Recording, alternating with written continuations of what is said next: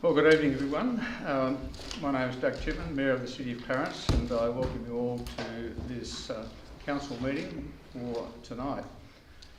For those that are present in the chamber, could you please stand and join me with the council prayer?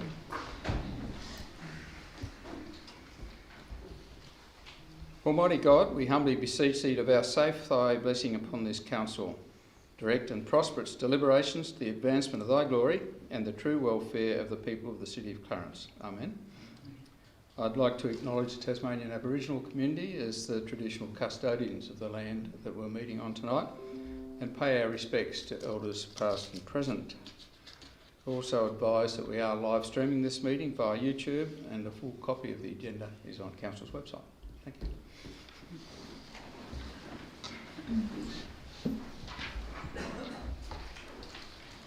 I note that we have no apologies tonight. Are there any declarations of interest of Alderman or close associate? Yes, Mr Mayor, item 11.3.4. 11.3.4, thank you. And yes, Mr Mayor, item 13.2.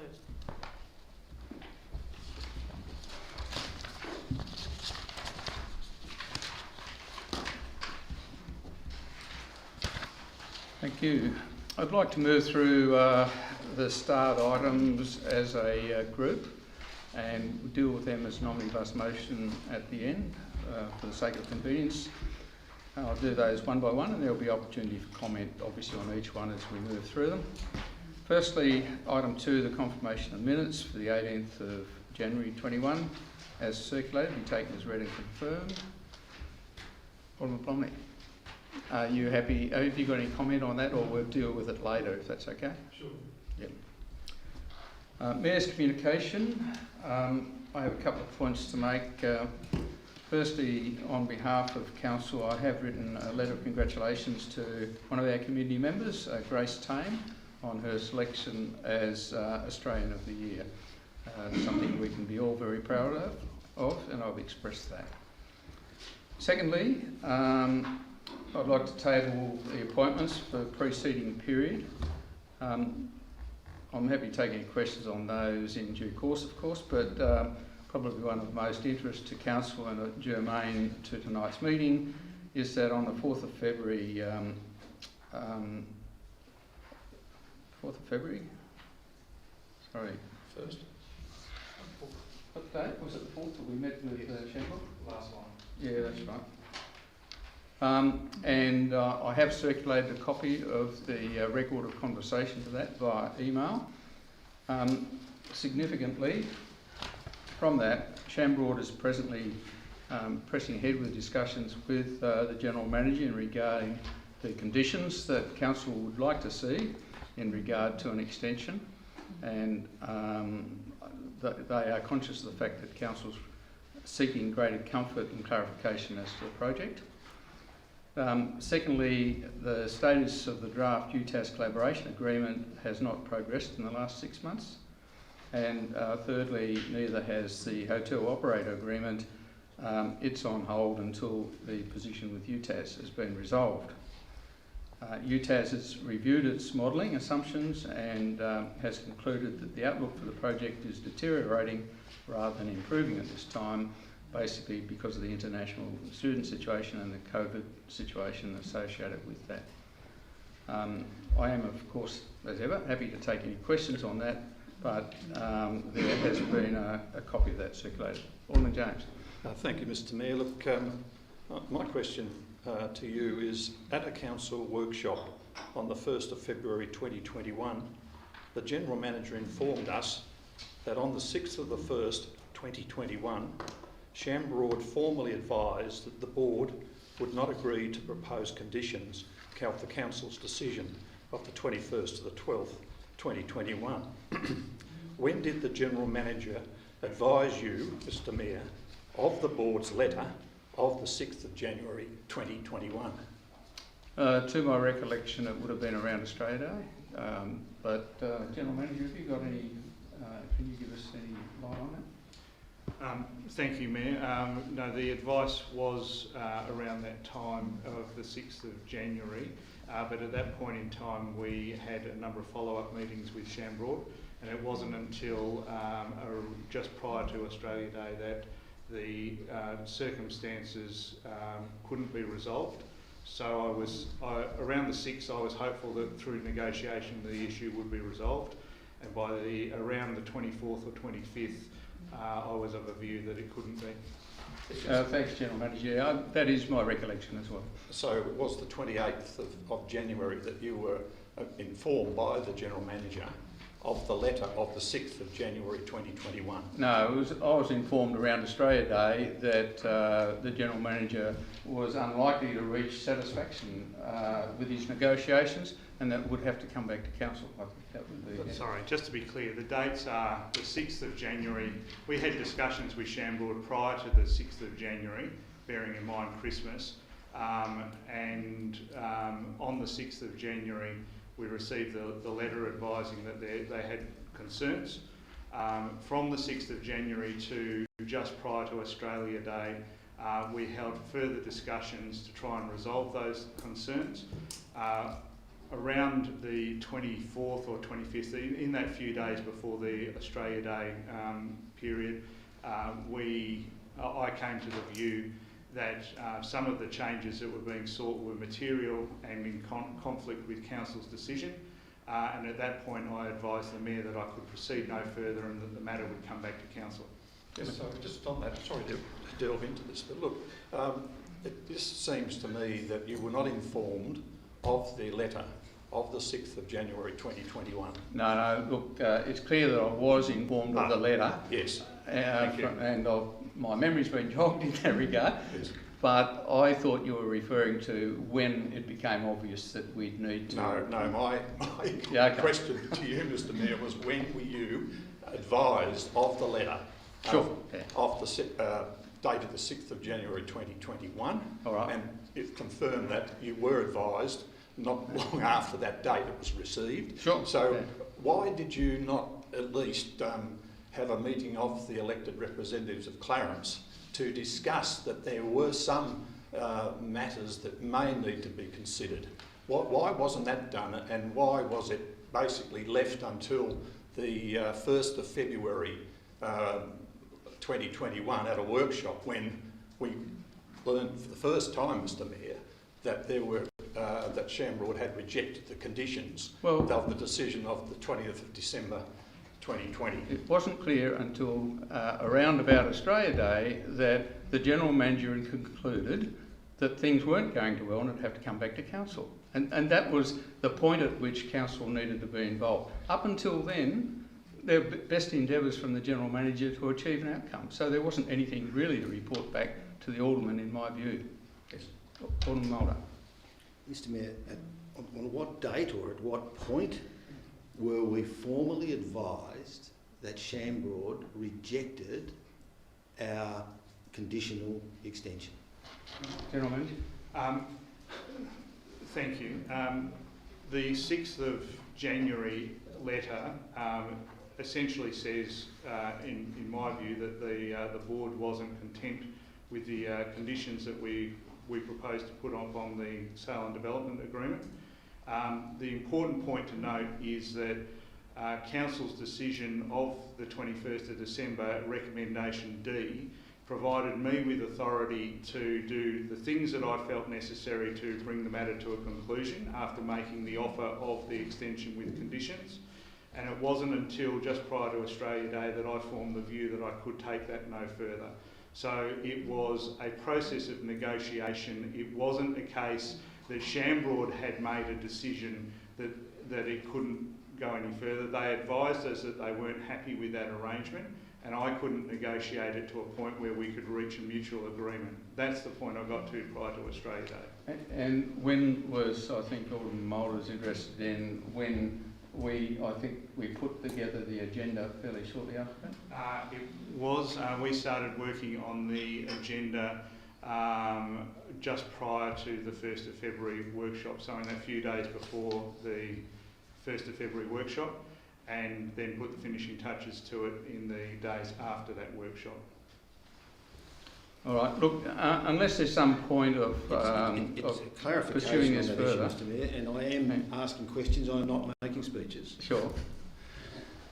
So, if I get it right, is that they wrote to us and told us that our condition of approval was causing them, quote, concerns. Then, if I get the process right, then you attempted to negotiate those concerns. Correct. And as a result of that, you formed the view that you couldn't negotiate those concerns. It seems to me that might have been quite clear in the letter of the 6th. Be that as it may, the General Manager advised me around Australia Day that we couldn't proceed any further. 3 weeks later. Thank you. Are there any other questions on this? I do stress that we're not trying to hide anything or obfuscate. We're trying to be as open as possible. I suppose, Mr Mayor, that the point I'm trying to make is that the elected representatives had no handle on this issue until the 1st of February 2021, whereas the General Manager was negotiating on behalf of the Council in lieu of the elected representatives. Yeah, and it's hard to get your hands firmly on to something that's a dynamic, fluid situation, Alderman James. And thank you. Sorry, can I make one more comment to that? Recommendation D of the 21st of December decision gave me exactly that authority to negotiate on behalf of Council and to use my judgment in terms of bringing that matter to a conclusion. Okay. I disagree, but anyway, that's... Well, that's You'll have 5 minutes to tell us why later. Yes, that's right. Okay, that's... moving on to item 4, which Council notes the workshops on the 1st of February and the agenda briefing on the 5th of February. Are there any issues with that particular point?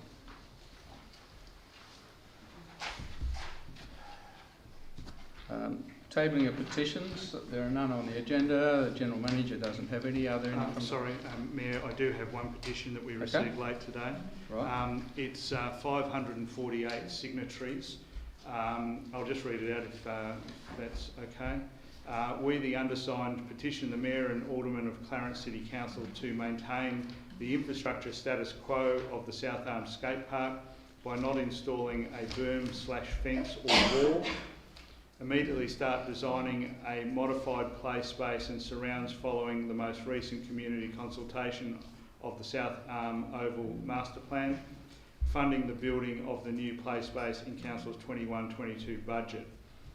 The petition has been reviewed and it's a compliant petition, and we'll provide a report at a subsequent council meeting. Thank you. That be circulated, please. Certainly we can. I'd like to have a look at that, please. May I ask as well, Mr. How many signatures? I'm sorry. 548. Wow, thank you. If you've got it there to circulate, pass around. Sure. Thank you. Are there any petitions from the floor? Thank you.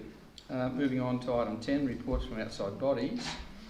From the single and joint authorities, copying refuse disposal site joint authority, Alderman Walker.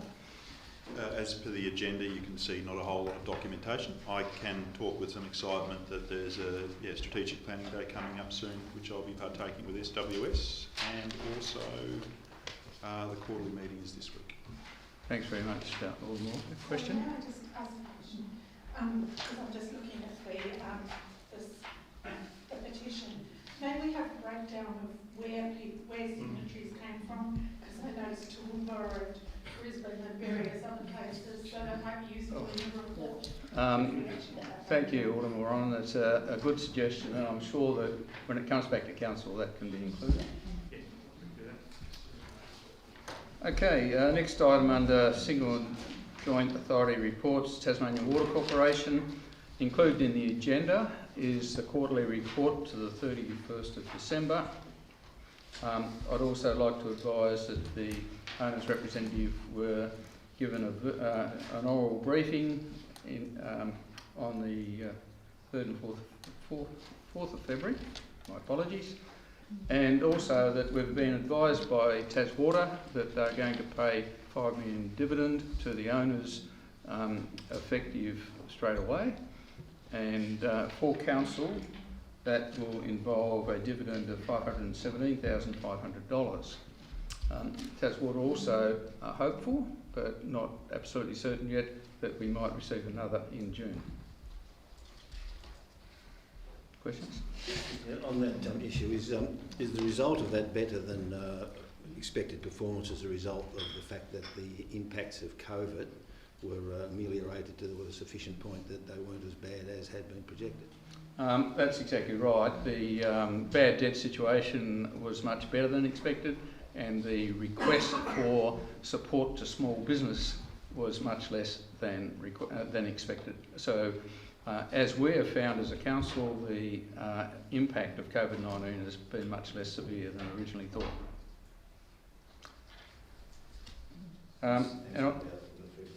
Sorry? And with some recognition to those levels of government that actually provided that support. And I have nothing to report at this stage from the Greater Hobart Committee. Are there any other reports from committees? Alderman James. Yes, look, petition. I attended my first meeting of the Howrah Community Centre, and the minutes of the meeting of the 28th of January are in my hot little hand, and may I say, Mr Mayor, that I was impressed with the way the chairperson handled meeting procedure. There was minutes moved, seconded, confirmed. There was a very speedy movement through each of the items, but everything has been recorded and motion carried. So look, I think that is the way it ought to be done, and I would like to congratulate Mr Viney and the committee on the way it was conducted and the sort of meeting procedure that I think is the expectation with regard to a committee group of council. So I will, where's Jill? Excuse me, Jill. Thank you. Thank you, Alderman James. If I might, Mr Mayor, just also add, that's probably one of the reasons why Mr Viney is Clarence City Council as a Senior Citizen of the Year, one of the many community organisations he's involved in. And you're right, Alderman James, he does a top job in every single way. Alderman Blomley, I'm not sure that this is relevant to the report. May I say, look, they are very, very kind words, and I see, you know. Thank you. I think we've teased this one out as far as we can. Alderman Chong. Thank you, Mr Mayor. I have tabled the draft minutes of the Event Special Committee of November. And if I could also do a very quick verbal report with the Bicentennial Committee from Richmond. One of the things that we're looking at doing is a centennial wine pack. And obviously with time that you need to collect those, we've started work on that already, and asking all of the vineyards in the Coal Valley to donate some grapes to this, so that it will truly be a vintage from all of the wineries in the area.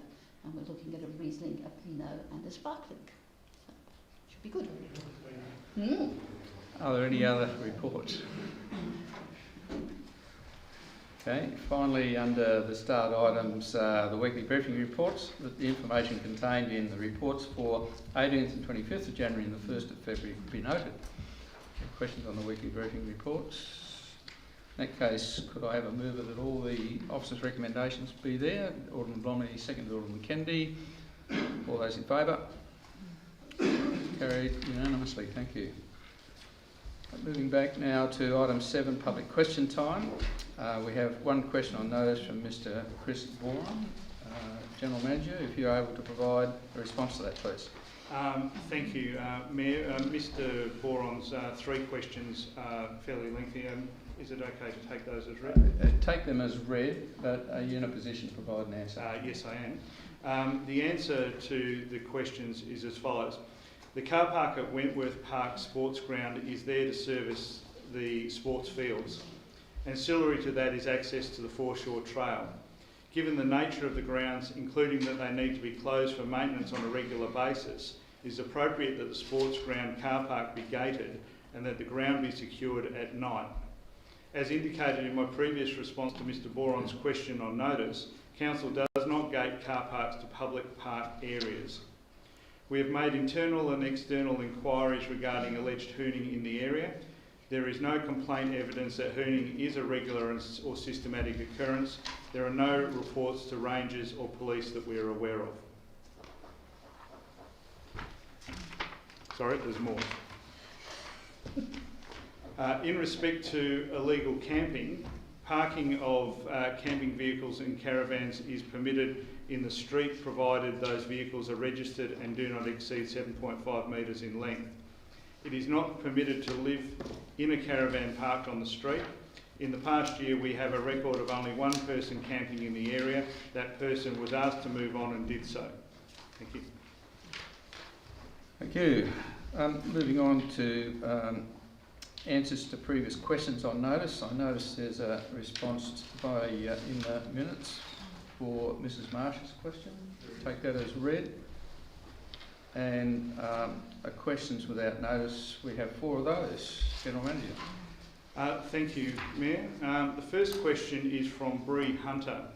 Ms Hunter's question is, in regard to the proposed berm at the South Arm Skate Park, if only few local residents are complaining of noise, then has Council considered specific mitigation efforts to reduce noise for those particular properties, i.e. extending existing fence heights, as proposed to altering the experience of those using the public open space with the addition of the berm? The answer to the question is the effect of noise is a complex and individual response. An evaluation of specific mitigation options for neighbouring properties did not provide a feasible solution, and so noise consultants evaluated mitigation options around the skate park. The next question is also regarding the South Arm Oval and comes from Jenny McLeod. Will the Council commit to reviewing the petition of 550 signatories against the proposed earth berm at the South Arm Skate Park with the same consistency that other petitions such as the recent Dorrance Road, Kangaroo Bay and Rosny Hill petitions have been considered? The answer to that question is that the petition will be considered in exactly the same way as every other petition. A report will be provided to a subsequent Council meeting for Council to make a determination upon. The next question is from Christy Judd in relation to South Arm Oval. Given the play space at South Arm is approved and funded, will the Council reconsider their proposal to delay commencement of its construction, given that it too will likely result in noise generation with use for which the berm will offer no mitigation? Would it not be better to complete all construction in the area and then consider the need for noise mitigation and the best solution across the whole area? I'd like to take that question on notice, Mayor. Okay. The final questions on notice tonight are from Mrs Joanne Marsh of Bellreeve. Mrs Marsh says, from time to time, community members identifying themselves as aldermen from the Clarence City Council rightly air views in the public arena on sensitive issues of public debate such as climate change, overdevelopment and the date of Australia Day celebrations. Community responses have described the language used by a few aldermen and their attitude as bellicose, dismissive, lacking empathy, demeaning, belittling, insulting, lacking in respect and active listening skills. My questions relate to the Clarence City Council Code of Conduct, updated 15th of February 2019. Part 7, Relationships with the Community, Councillors and Council Employees. Part 8, Representation. Item 4, Personal Views. Items 5 and 7, Reputation of the Council. And Item 6, Showing Respect. My questions are, how do the regulatory principles of the Code of Conduct as currently written explain the meaning of the code and aim to clearly inform and guide elected aldermen about their responsibilities regarding their choice of conduct, particularly targeted language that could reasonably be regarded as deliberately belligerent, combative, disrespectful, and that use... General Manager, I think that look, this is not quite relevant to a council meeting. I think if Mrs Marsh has an issue with the Code of Conduct and an alderman in regard to the Code of Conduct, then she should raise that by the proper process. This is not the venue for that complaint to be made. Okay, it's the gag being applied. This is not the gag, this is reality. This is, the situation is if any member of the public, indeed, if anyone has an issue in terms of the conduct of an alderman, a code of conduct process is in place, and that's the proper process. Sorry, I believe that the letter was something along the lines of what processes are in place. Well, Is it that didn't correct? read like that. Perhaps well, could you just revisit that a little bit? I'm happy to ensure that Mrs. Marsh is fully aware of the processes involved. It's just as I articulated, that there is a code of conduct process, and any member of the public is quite at liberty to embark on that process. Sorry, again, I might have misheard, but I thought the processes were around making sure that aldermen are aware of their responsibilities rather than being aware of the code of conduct path. And I believe they are. We've discussed it at length, indeed, when we adopted the code of conduct on first being elected to council, and we've also discussed it in terms of workshop procedure. But this is not the forum for that sort of question. Moving on to deputations by members of the public. General Manager, I believe we have 5. Thank you, Mayor. I do have 5. The first deputation is from Anita and Marcus Fitz in regard to 4 Olinta Street. I'm writing in regards to the proposed extension at 4 Olinta Street, Howrah. I'm aware that many surrounding neighbours here in Corella Street have been in contact with the council in regards to the development. We at 125 Corella are new to the neighbourhood and only moved in 3 weeks ago, only to find a note under our doormat from one of the surrounding neighbours about the proposed extension. We had no mail communication from council after taking ownership of the property on the 10th of December. We have written a few emails to planning about the proposed plan impacting our privacy, light, shading of living space, and of course the view in which we paid over $500,000 for only 1 month ago. Whilst we are very aware that you do not own a view, we find this extension plan very inconsiderate of all the neighbour properties, 125, 127, 129 and 131, of whom will all be majorly impacted, and most of this could be minimised if the extension was moved to the other side of the house. The plan is outside the building envelope for council regulation. There is one window that we request to be changed. It sits as a splashback in the kitchenette in the upstairs space and looks straight into our outdoor space and living room. We also ask that the council planners come to our property and see the true impact an extension has on our and neighbouring properties before approving this development. We thank you for your time and consideration in putting forward our submission. We respect that everyone has a right to try and improve their own property, but buying a property and to be faced with this before you move in has been a real slap in the face. The next deputation also relates to 4 Olinta Street. It is from Mr Henry French. To address the concerns raised in regards to the development at 4 Olinta Street, Howrah, there have been the four following issues raised. Overshadowing. Council have only requested an overshadowing report for 6 Olinta Street and hence do not see overshadowing as an issue for other surrounding properties. Impact on privacy. The current proposal has 4 rearward facing windows towards Corella Street. 2 of these windows are frosted bathroom windows. One is situated 1.8 metres off the floor and the 4th window is a splashback window. Our impact on privacy appears to be less significant when in comparison to nearby houses in Corella Street, one of which has a large lounge room window which looks directly into the backyard and main bedroom of 4 Olinta Street and also looks into other properties in Corella Street and Olinta Street. There is also a large deck on Corella Street which looks into 4 Olinta Street backyard, 2 other Corella Street backyards and another Olinta Street property. This shows there are multiple properties within close vicinity that can see into other properties, so we consider that our development should not contribute to a reduced level of privacy for neighbouring homeowners. Visual impact.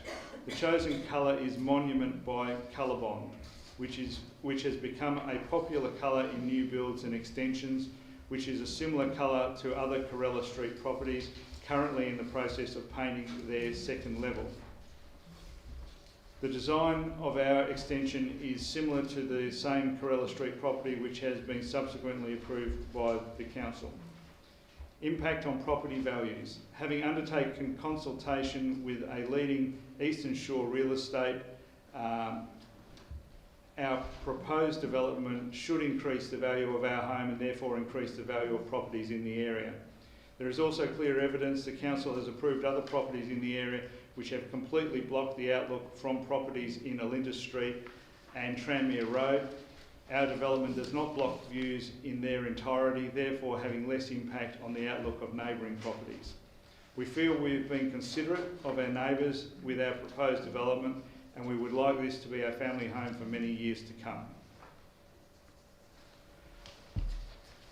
The third deputation is from Nick Masters and Dean Richards in respect to 52 Richardson's Road. Nearly daily, the Mercury includes a story of the continued rise in house prices and rents across Greater Hobart. Our housing supply is not keeping pace, and there is a critical shortage of new infill and greenfield development coming to market to meet demand. Until supply greatly increases, Greater Hobart's housing market will continue to become less affordable. As the officer notes in his report, there is greenfield land within the current urban growth boundary, but it is not necessarily where people want to live and is not being developed at a rate that is keeping pace with population growth. Prices continue to rise. If Council supports this application, then it provides an opportunity for the Minister and TPC to also support this relatively minor change in the urban growth boundary. This would enable a future DA to be proposed to Council for a shovel-ready supply of new blocks in an area where people dearly want to live to enjoy the beachside lifestyle that is only a 20-minute drive to the CBD. A lot of thought and consultation has gone into the development of the proposed master plan. Fundamental to the concept is the proposed 35 hectares of public open space that would contain virtually all the existing forest and sensitive environmental habitats on the property. We understand this area would be relatively inexpensive for Council to maintain and would provide huge benefits, including formal connection of the Tangara Trail to the Coastal Trail network, appropriate protection of threatened species on the site, future-proofing for Lauderdale from predicted climate change, future-proofing of regionally significant Lauderdale salt marsh endorsed by the University of Tasmania. Council support of this application for an amendment to the growth boundary would pave the way for a future DA in an area in huge demand that would include a regionally significant public open space. The fourth deputation is from Matt Clark, Principal at JMG, in respect to 52 Richardson's Road. It is important to appreciate that the application before Council is only requesting support to move the urban growth boundary under the Regional Land Use Strategy.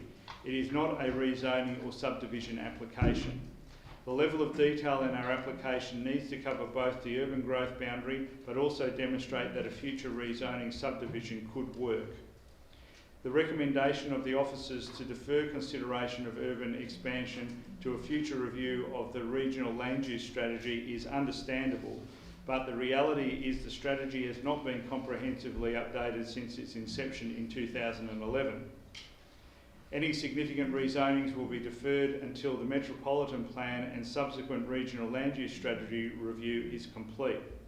There is no delivery date on this other than it will be completed sometime after the Tasmanian planning scheme is complete. The traffic impact on Bayview Road is unfounded.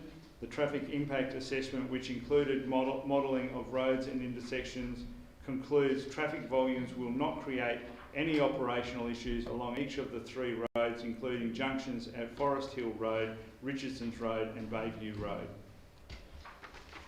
The cost of works. Water, sewer, stormwater infrastructure upgrades in this case would be borne by the applicant. Other council services are accommodated through the rates revenue generated by the development. There is no evidence that the state roads, schools, ambulance service could not accommodate the future development. Roundabout costs at the Bayview Road, South Arm Road junction or upgrades to Forest Road, if required, would be a matter for a future planning permit, and it is fairly typical that such costs be borne by the developer. Whilst the officer identifies large numbers of potential lots within the urban growth boundary, this has been the case since the inception of the boundary and before, but for many reasons these lots are not being developed quickly enough to meet demand. The other factor is that all large developments in Clarence will be staged with many only developing 50 lots or less per year.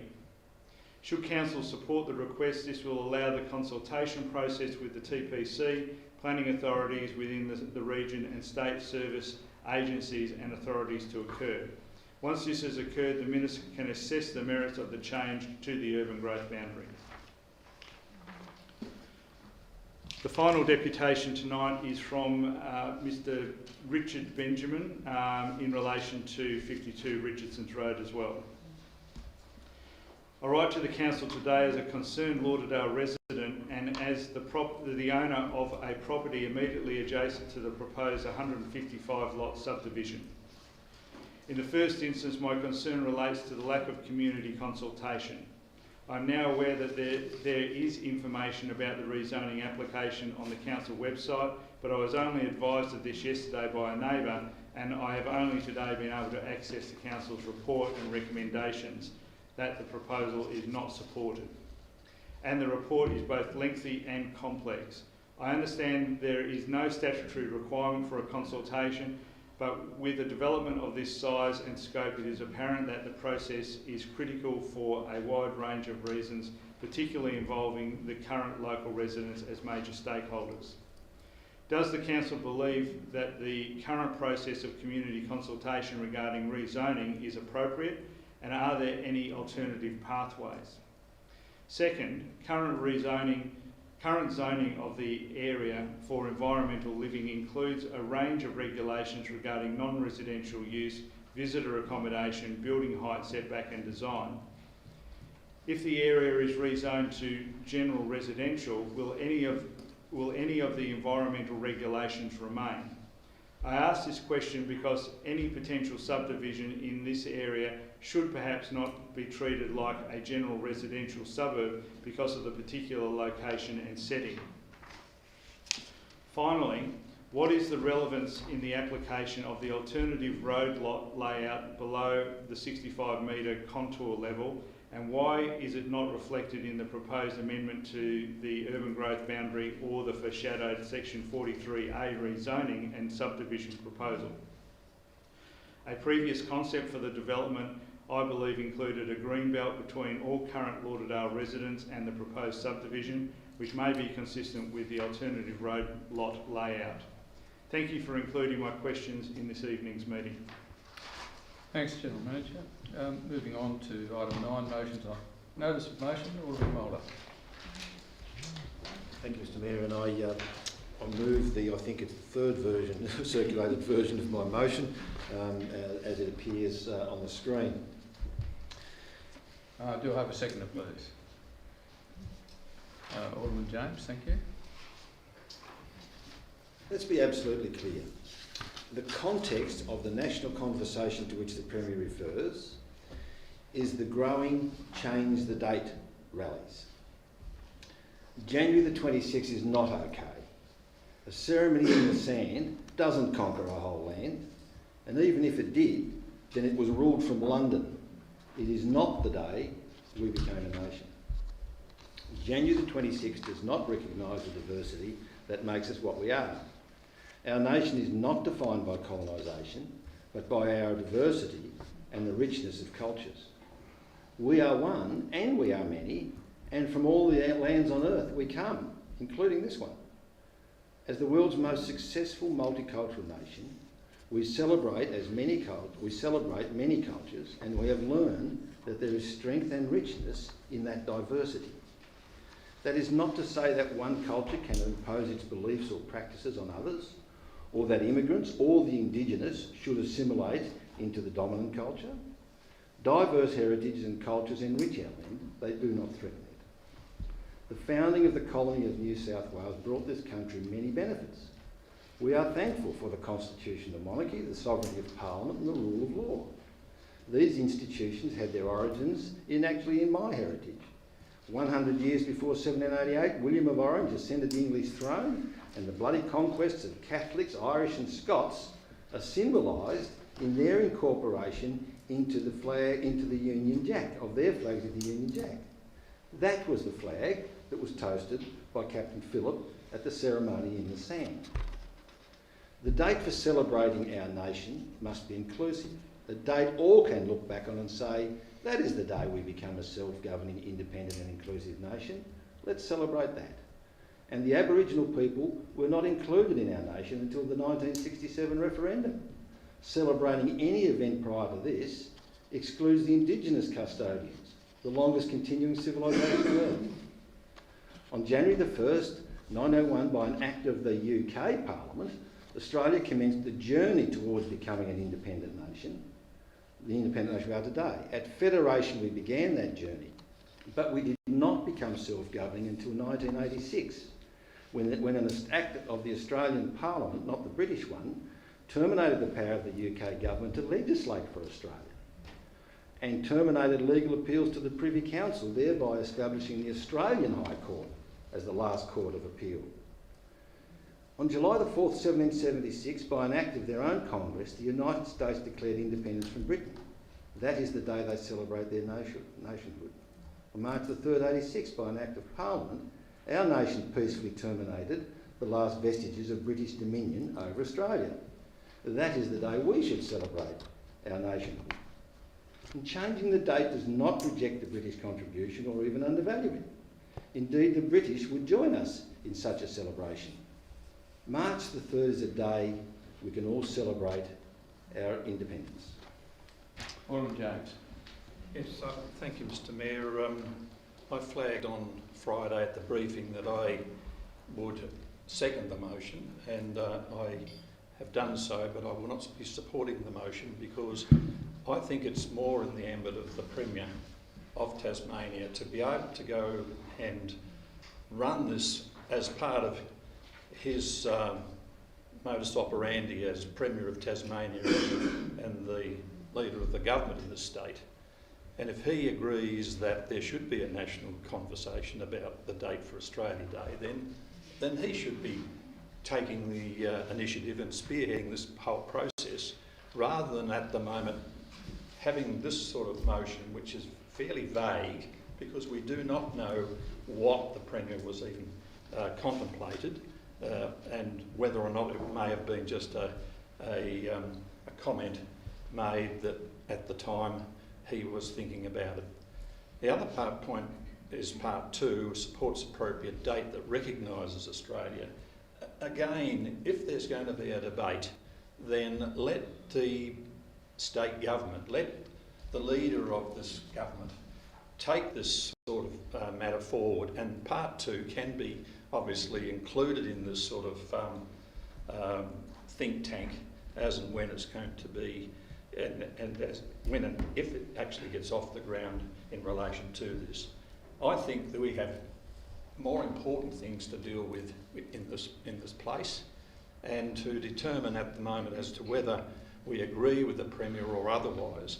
I think it should be left to him to take the lead and to establish what he or may believe is what is appropriate for a national conversation to occur.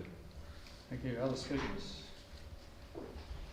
Alderman Pearce. Thank you, Mayor. Look, I'm quite happy to discuss the changing of the date, but I totally agree with Alderman James. I think this is a matter for the Premier to do, not just 12 Aldermen. I haven't discussed this with ratepayers because, like Alderman James said, we've got a lot of planning issues tonight. So I'll go along with what Alderman James said. You know, maybe I'm just thinking out loud. Maybe, Mayor, we actually get you at some stage to write to the Premier. I know you have many meetings with the Premier, and just bring this up. I think that's probably the way to go. Alderman Kennedy. Thank you, Mr Mayor, and thank you, Alderman Moore, for that extensive history lesson. Very much appreciated. The date's going to change, without a doubt. The role that we play in this, I'm not quite so sure. Looking at the motion before us now, the third version, I'm happy with point 1, point 2. I think the intent's correct, but maybe just a little bit of tweaking. Thank you. Other speakers? Sorry, Alderman Chong was next. Yes. Okay. Thanks. Thank you, Mr Mayor. As a long-time member of the Australian Republican movement, I would be really happy to support a date that actually makes us become an independent nation. In the short term, I don't think that's going to happen. But certainly, speaking to people in the community, the current date for Australia Day is deeply offensive to many people. And I think it behooves us to be part of the conversation about how we should change the date and find a more appropriate one. So I will be supporting the motion. Thank you. And I'll hand the chair over for my comments. As an alderman, one of 12, I'm happy to support the motion as well, and I do so with a rich history going right back with 5 First Fleet ancestors in my family tree. But I do believe that I can support the Premier's comments, and he was quoted directly as saying, "It's obvious, I think, it's time for a national conversation on the date. The fact of the rally in Hobart and also around the country, I think there should be a national conversation." And I think the words have been chosen carefully by Alderman Mulder, and I'll be very comfortable with supporting that motion. Thank you. Alderman Warren. Thank you, Mr Mayor. I'd like to start by acknowledging the traditional owners of the land on which we meet and acknowledge that sovereignty was never ceded or treaty signed. There's much to celebrate about being Australian. There's also much that we have yet to understand about our bloody history, and you know, it's not what a lot of us were taught in school, and the sooner we get to grips with that, the better. For example, I saw a document just recently from 1954, which is within some of our lifetimes, not mine, that was putting such harsh conditions on an Indigenous person wishing to live in the community that they had to assimilate. They weren't allowed to perform any cultures or traditional dances or speak their language. And this was 1954. So it's not saying, oh, these things happened 200 years ago, so we can ignore them. These are things that have happened very recently. As to whether it's our role to put this forward and support this to the Premier, I believe it is. I think that we actually achieved a lot when, as a council, we voted to fly the Aboriginal flag permanently after NAIDOC week. Within a couple of weeks of that, the Tasmanian Parliament, quietly, without any fanfare, without any divisive debate, made a tripartisan agreement to do exactly the same. And so the Tasmanian Parliament now flies the Aboriginal flag permanently. And that was, I think we can say that was directly due to the decision that was made here in Clarence Council. So I think that we do have a role to play, and certainly as an acknowledged inclusive council where we support all the people who live in Clarence, it also sends a strong message to our ratepayers and our community that we believe that changing the date is fundamental to us celebrating our Australianness as an entire nation on a day that isn't divisive. Thank you. Other speakers? Alderman Ewington. Thank you, Mr Mayor. I don't support a change to the date at the moment, and there's some claims here that the majority of the community do support a change is not what I've read in terms of surveys that have been done on this matter. The majority are happy with the date as it is. That may change in the future, but at the moment that's the feeling of the people. I'm not real keen on the amount of time and effort we spend on some of these more symbolic things, which I know are important to some people, but I would wish we would actually spend a bit more time dealing with the actual disadvantage and problems that we see in the Closing the Gap report and those sort of things. And I wish, at all levels of government and the community, have actually dealt more directly with those things rather than, spending so much time on this. And thirdly, I think that you know, as a council, we're not here to debate this. Sure, we can play a role in it down the track, but it's not up to us to drive it. And I think we should be focusing on the many issues that we as a community have got to grapple with over the next short and long term, and I think we should focus more on that. Whether this happens, I'm sure this will happen without us getting involved, and I think that we've got other issues to concentrate on, so I won't be supporting this motion. Thank you. Other speakers? Alderman Evans. Thank you, Mayor. I thought the comments from the high table tonight have been pretty well summed up, and I think, you know, I do think local government is appropriate as, I mean, on January 26th, it's where all the action happens, isn't it? You know, we are a tier of government, but I think the comments, and as you directly quoted them, are pretty measured. They're not about division, they're about everyone moving forward together.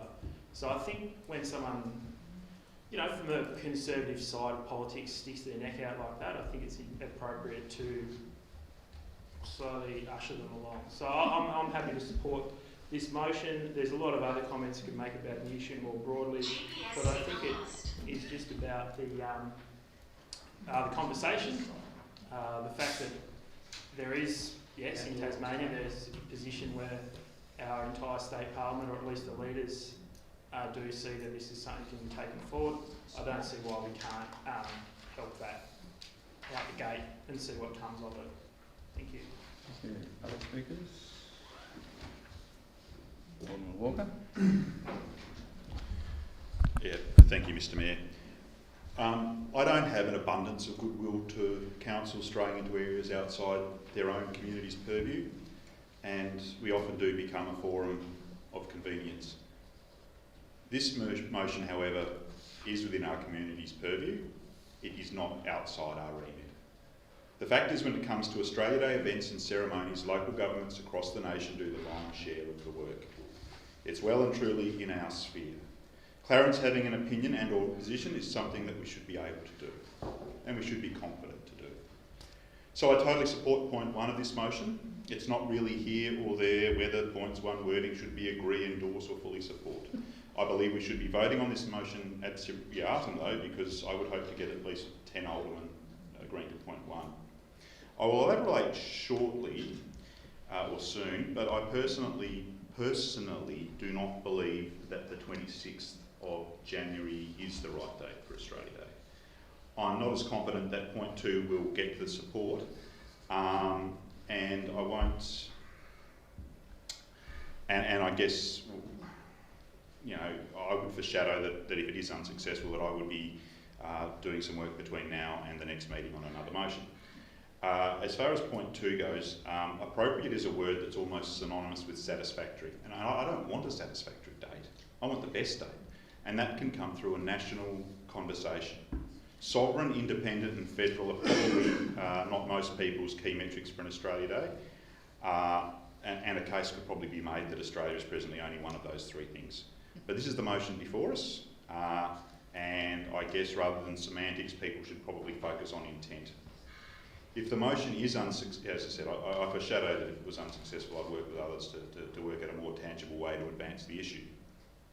As I said in the email I circulated yesterday with the Premier's words, I believe Tasmania is in the box seat to start such a conversation, and I'm up for a chat.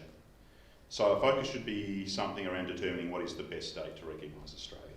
Most Australians continue to see Australia Day as a time to look on with gratitude, pride, relief at the country that they were born into or managed to get to.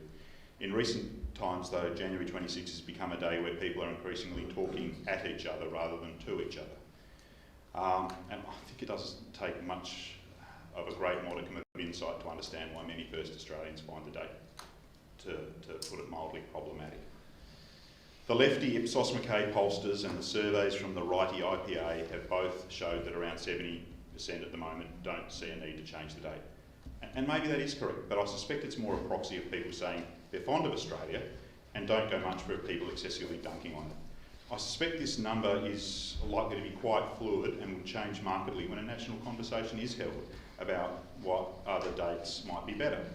As a child of the 80s, there wasn't an Australia Day. there was Australia Day weekend, a public holiday on the Monday closest to January 26.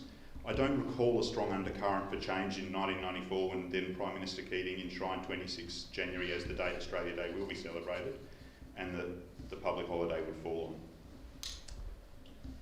At the end of 2000, I spent New Year Eve in Sydney. Fireworks, the Harbour Bridge, the full beat.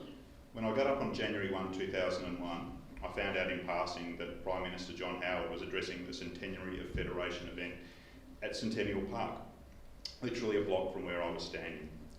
It was a relaxed, low-key, open-air ceremony with a smallish, comfortable-sized crowd, and he's always a good orator in those more relaxed settings. And basically, from that day on, in my heart and my head, January 1 is Australia Day. You know, if you think about the miracle of federation, that is when the nation came into sort of officialdom as being. And when you think back over the last 12 months, when you consider the bickering between some mainland premiers, the fact that predecessors were able to iron out an agreement to federate as a nation seems to me nothing short of miraculous. Now, one can debate about which states have benefited more from federation, but all states are much better off. January 1 is the birthday of our nation and deserves greater deference. We would actually get an Australian of the Year instead of the current January 26th Australian of the 11-ish months. Part of the New Year's Eve ritual would become watching the Australian of the Year awards. And I've got to say, in 2021, they were all worth celebrating. A January 21 Australia Day would still have the citizenship ceremonies, but would also be a day of more contemplation, gratitude for what is good, but an understanding of what needs to be better. Thank you, Alderman Seek Walker. support. Alderman Blomley. Thank you, Mr Mayor. Mr Mayor, in all this debate this evening, in my view, we seem to have forgotten the meaning of Australia Day. Australia Day is a day of celebration. It should be a day free from politics. It should be a day where all Australians, whether Indigenous or newly arrived, can proudly stand shoulder to shoulder and reflect on our many national achievements. It also is a time to honour those who have helped build our nation and deliver what is arguably the best lifestyle in the best country in the world. Sadly, however, for the minority, that is not the case. As outlined in my recent letter in the Mercury, the recent survey of 1,000 Australians commissioned by the Institute of Public Affairs, Alderman Walker just referenced, clearly demonstrates that mainstream Australians continue to support Australia Day being celebrated on the 26th of January. In fact, 69% of Australians support Australia Day being celebrated on January 26th. This same survey reveals that only 11% of Australians think the date of Australia Day should be changed, while 82% were proud to be an Australian, with only 5% disagreeing. Most importantly, Mr Mayor, 72% believe Australia Day is an authentic way for Indigenous and non-Indigenous Australians to celebrate being Australian. Put simply, celebrating Australia Day should unite all Australians, not divide us. And Mr Mayor, to be frank, I'm over the tired narrative being pushed by a minority of activists to change the date. 26 January marks the foundation of modern Australia and the freedoms that go with it. Modern Australia is defined by freedoms which are enjoyed by all Australians. Now, surely this is something that should be celebrated, not denigrated. Mr Mayor, as Australians are fundamentally proud to be Australian and recognise that Australia has a history to be proud of, I do not support this motion. Let's stop with all the vacuous virtue signalling and start standing tall and proud of all that makes this country, our country Australia, the envy of the world. Thanks, Alderman Blomley. Alderman Blomberger.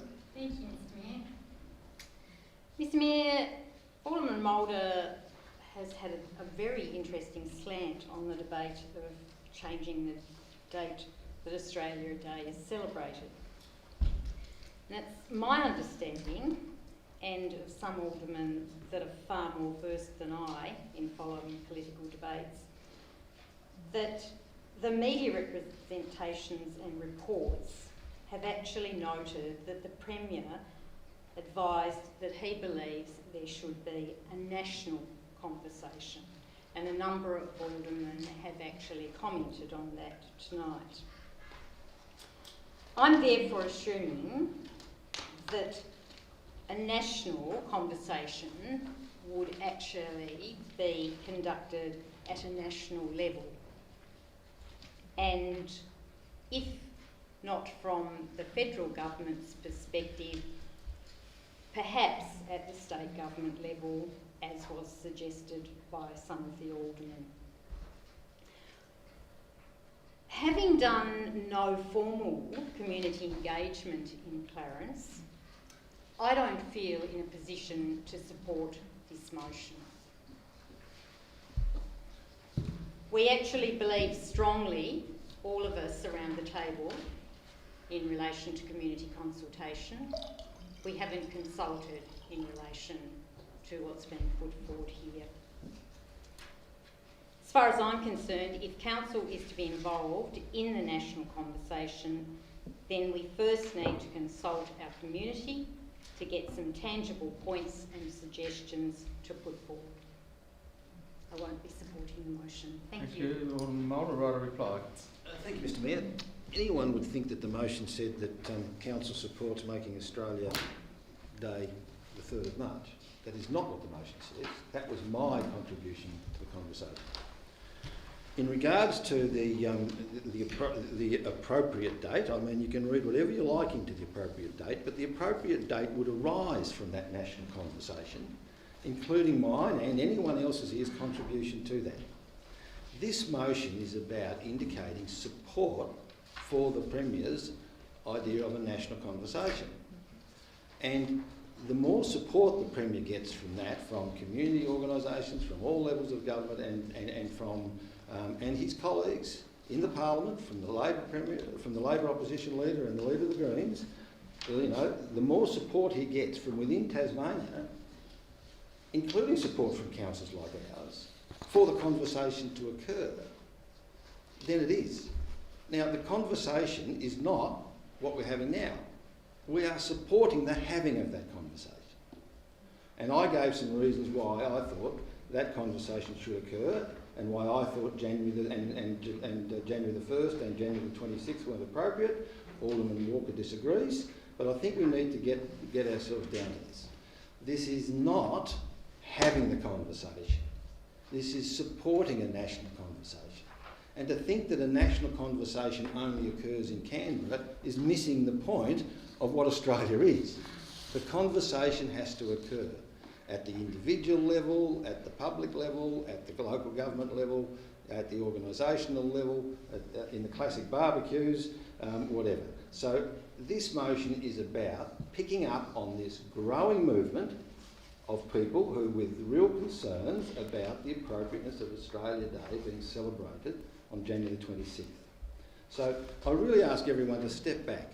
If you don't support even having a conversation about January the 26th, then you're in a position to vote against this.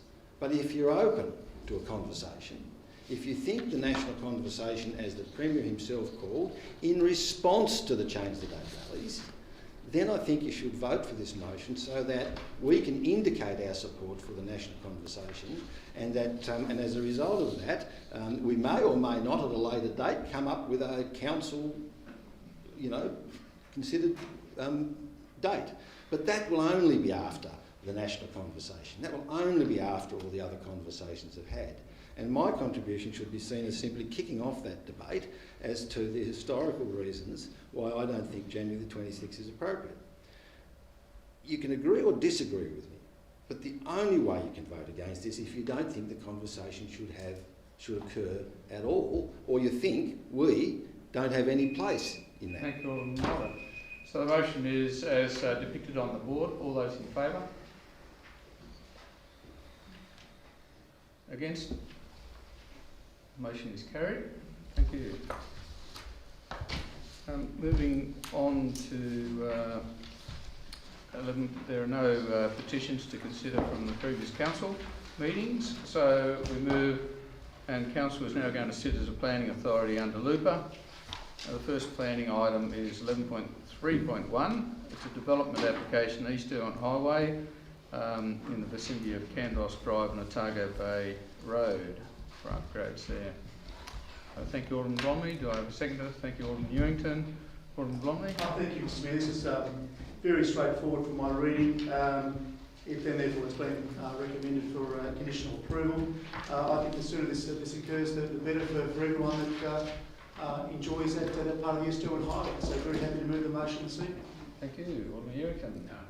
Other speakers? Alderman James. Yes, thank you, Mr Mayor. Look, I too will be supporting the officer's recommendation, but I also would like to draw my colleagues' attention to the email from Jeff and Gemma Hull of Mertons Road in Otago, and at our briefing on Friday I did raise that matter with the group at present, Mr Mayor, and believe that notwithstanding there's no reference to Mertons Road and also the fact of the safety issues that Jeff and Gemma Hull have raised, I would be submitting a notice of motion for the next council meeting to basically along the lines that this council writes to the Department of State Growth to consider a safe access off the East Irwin Highway, I'm doing this off the top of my head, Mr Mayor, into Mertons Road, and for their consideration and a report back. And it just makes sense that further along East Irwin Highway in Old Beach, there has been a number of intersections into these suburban areas of the East Irwin Highway that have had some work done in relation to slip lanes into those particular areas. So I think a notice of motion for consideration by this council, I will be flagging it for the next meeting. Thank you. Other speakers? Right to reply, Alderman Blom? No, thank you, Mr Mayor. Put the motion for approval subject to conditions and advice. All those in favour? Carried unanimously. 11.3.2 is a development application at 112 Baluke Street, Lauderdale, for 2 multiple dwellings. Thanks, Alderman Ewington. Second, Alderman Kennedy. Alderman Ewington. No, just as per officer's recommendation, Mr Mayor. Thank you. No, nothing further to add. Do we have any other speakers? There being none, no need for right reply. The motion is recommending approval subject to conditions and advice. All those in favour? Carried unanimously. 11.3.3 is a development application at 14 Gianna Road, Lindisfarne, alterations to existing dwelling and a deck. Alderman Ewington, thank you. Seconder. Alderman Walker, thank you. Alderman Ewington. No, as per officer's recommendations. Alderman Walker. Look, I don't think there's a lot to be said on this. I think it's, you know, it relates to the fact that there's now 2 dwellings on what was a block and a bit, well and truly over the 325 metre square minimum. Is the second bit, and how that interacts with the component of its application. So it's been a bit of a while coming to us, I think, but I was thought pretty straightforward. Thank you. Other speakers? In that case, no need for right reply. I put the motion for approval. All those in favour? The motion is carried unanimously, I think. Alderman Kennedy, did you wish to share an interest?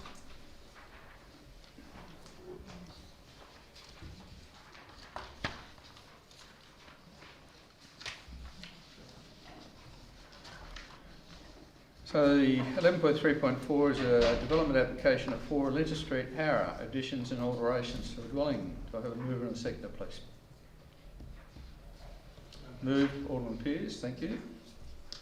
Do I have a seconder? Alderman Ewington, thank you. Alderman Pearce.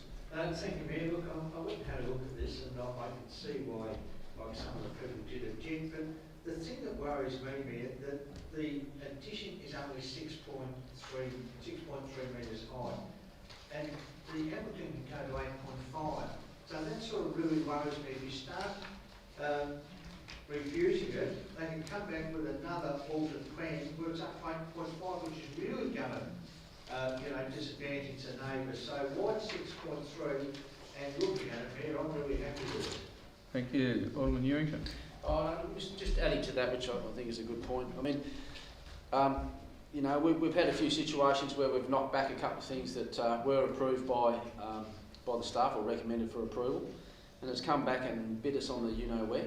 And I think we really have got to be aware of that sort of thing. I mean, we know the hoops that people have to go through to get these sort of things up off the ground.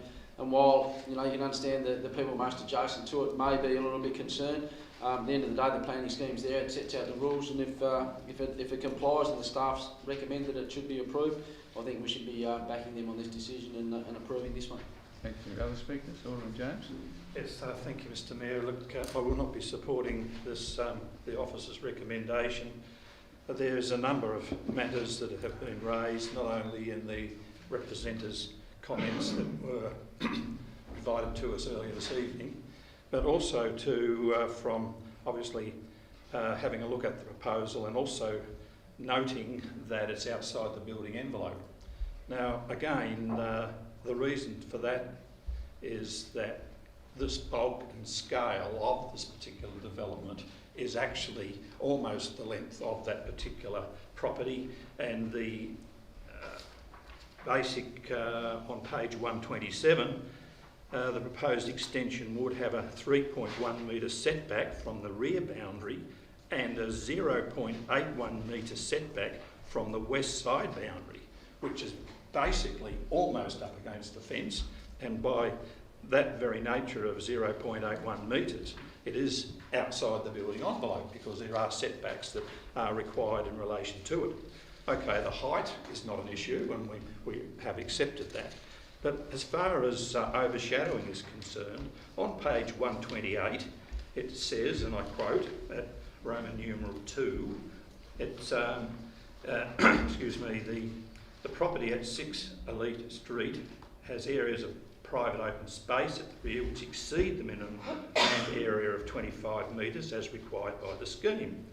These areas meet the relevant criteria regarding size, solar, orientation and gradient to be utilised as public open space, but it actually exceeds the minimum land area, and there, on that particular basis, its overshadowing will occur, and it will not only impact upon the immediate neighbours but those that have already expressed their concern. Also, there would be moderately impacted by the overshadowing between 2 and 3 p.m. So there's moderate overshadowing. If there was no overshadowing or it met that requirement in relation to the performance criteria, then well and good, but there is overshadowing. And finally, in that last paragraph, it says that, as demonstrated, the worst time of the day during winter solstice, a minimum of 90% of these areas will receive unimpeded solar access. So look, there is still that error of judgment, error of concern. I will not be supporting the recommendation. Thank you. Other speakers? Alderman Morris. Thank you, Mr Mayor. I don't like the particular development either. My initial reaction was that it was similar to one recently at East Doohan Highway, but on reflection and on visit to the site and discussions, no, it's not. And if you read the letter of the representative, he would be quite happy if it was moved from one side of the building to the other, and it would therefore have minimal impact. Unfortunately, that's not within the purview of this council, as we well know that we must deal with the development application on its merits. And while Mr Lamont, who I hope is listening, then it is for him to appeal using some of the grounds that Alderman James has brought up, and it is at mediation where those sorts of changes can occur.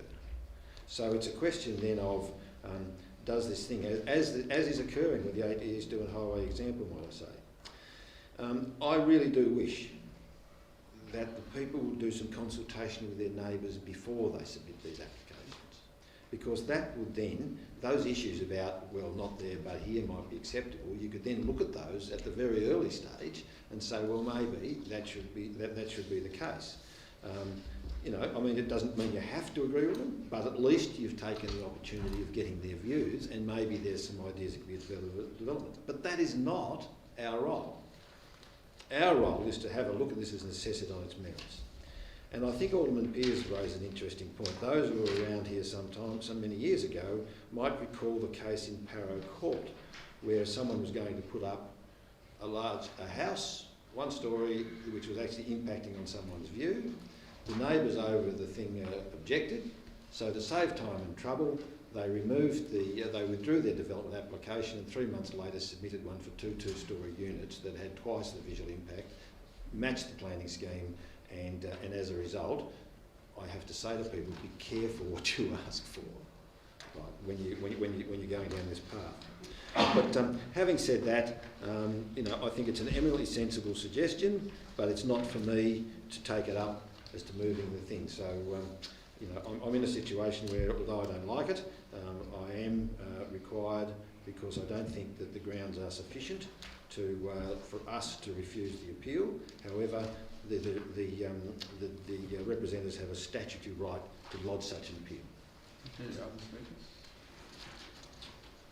Right, reply all dear. Thank you, Mayor, and just on Alderman Mulder's words here, this is what, as I said before, they've been going to 8.5 metres in height, and when I went round and had a look at the place, that's what would worry me if they withdrew and drew other plans and went up high. It would have more of an impact. So why start at a low level and having a look at the place, I think it's quite reasonable to support this recommendation. Thank you. So the motion is for approval, subject to conditions and advice. All those in favour? Against? The motion is carried. Could we recall Alderman Kennedy, please? Beth, you abstained.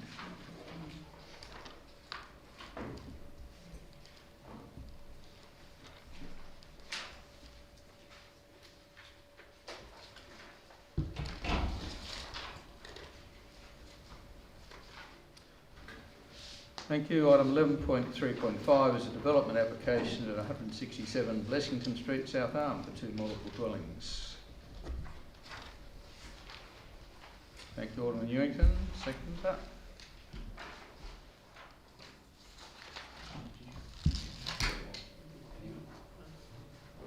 Thank you, Alderman Mulder. Alderman Ewington. No, only as per officer's recommendation, Mr. Mayor. Alderman Mulder. Other speakers? In that case, I'll put the motion which is for approval, subject to conditions and advice. All those in favour?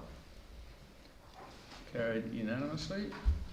11.3.5 is a review of the urban growth boundary at 52 Richardson Road, Sandford.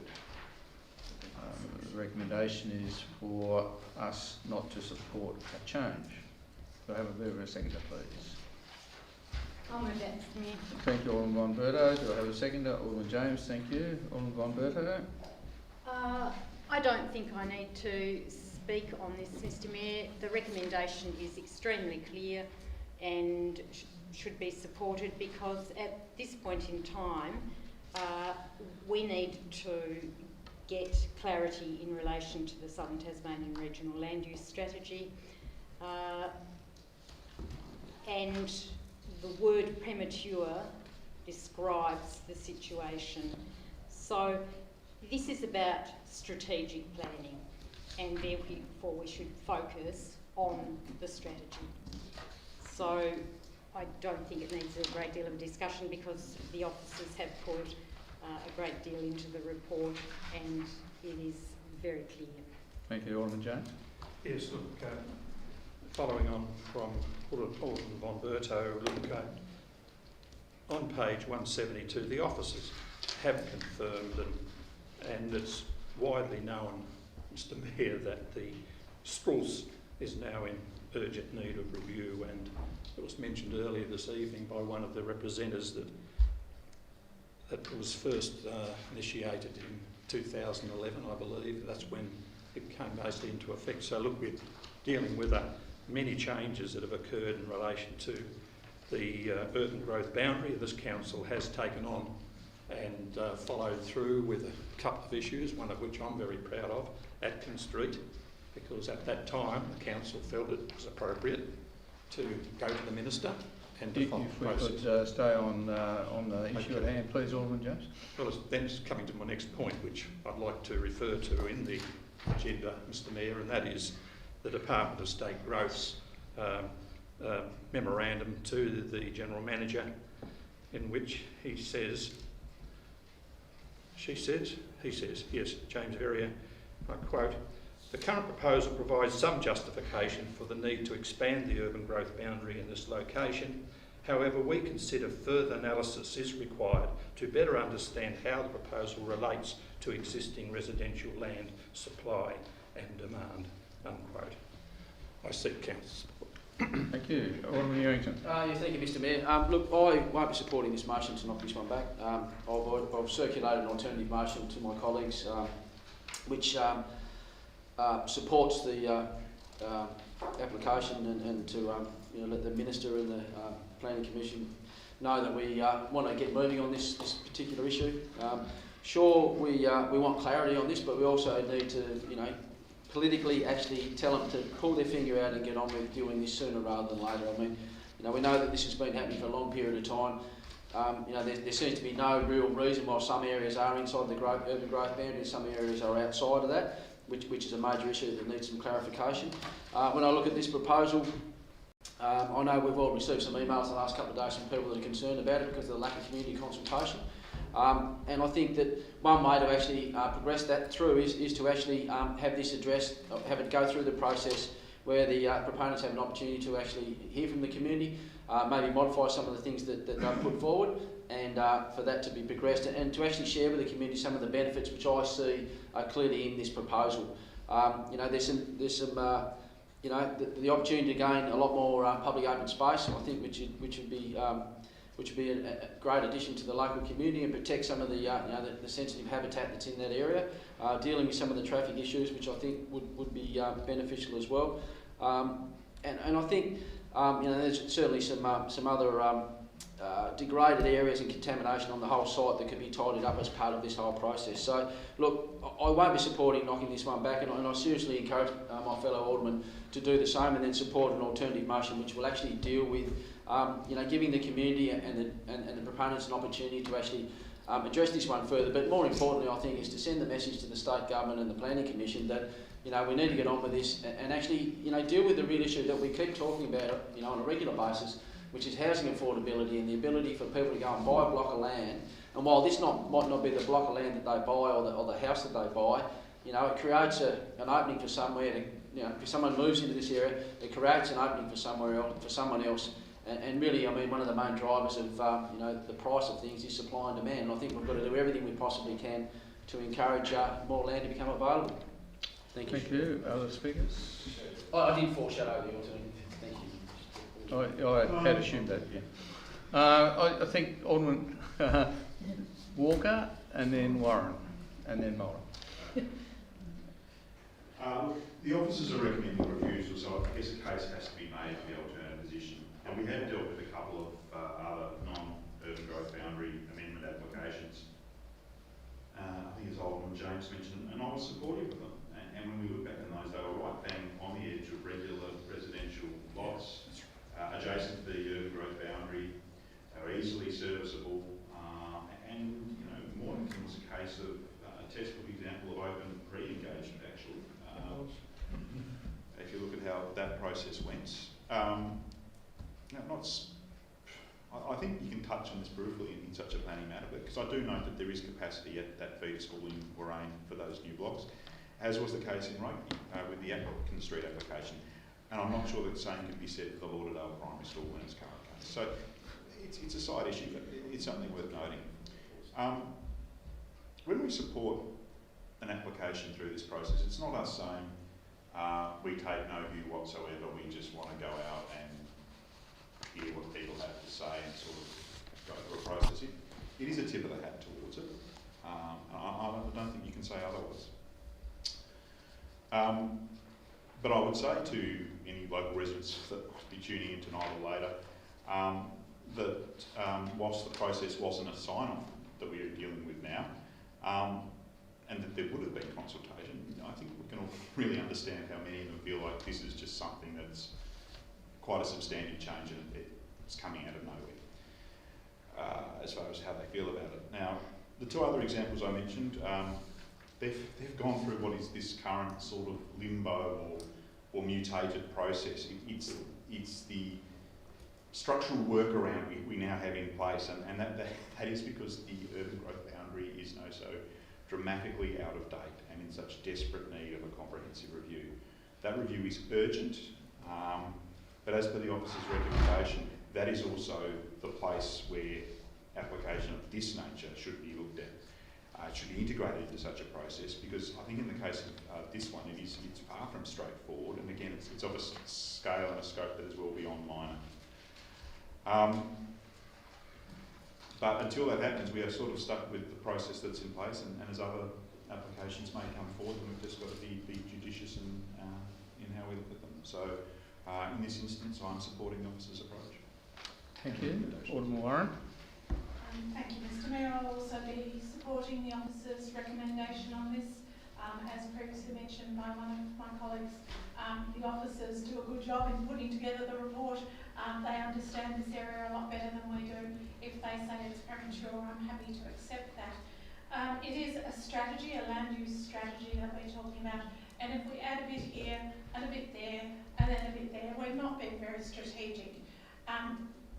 I believe that this proposal has merit. I particularly like the developer's commitment to maintaining the natural values of the land, but I think that it does no harm to take a step back and make sure that all the infrastructure and services are in place. I strongly support having an urban growth boundary and not putting our land at the far reaches where there are no services, and I heard anecdotally that happened in another council, and it cost the council as much as they gained in rates to put the services in place after the subdivision was created. And we don't want our most affordable blocks to be at the extremity of our city where there are the least number of services. And as for this being addressing the demand and supply, we know that there are over 3,000 blocks in Clarence that are not developed. So it's not a matter of supply, it's a matter of land banking. And if you believe that by building blocks on the hillside that will sell for a premium is addressing affordable housing, you probably believe in trickle-down economics as well. Alderman Mulder. Thank you, Mr Mayor. There is a supply issue, and but the real issue is demand, because demand should drive supply. And the fact is that land banking is one of those reasons. The only way you're going to shackle that one is to create some competition in supply. So I have an issue, should demand be demonstrated? I mean, just have a look at the real estate guys. Look at the real estate market. Look at the way blocks of land are going hand over fist almost no matter where they are, right, as people are out there.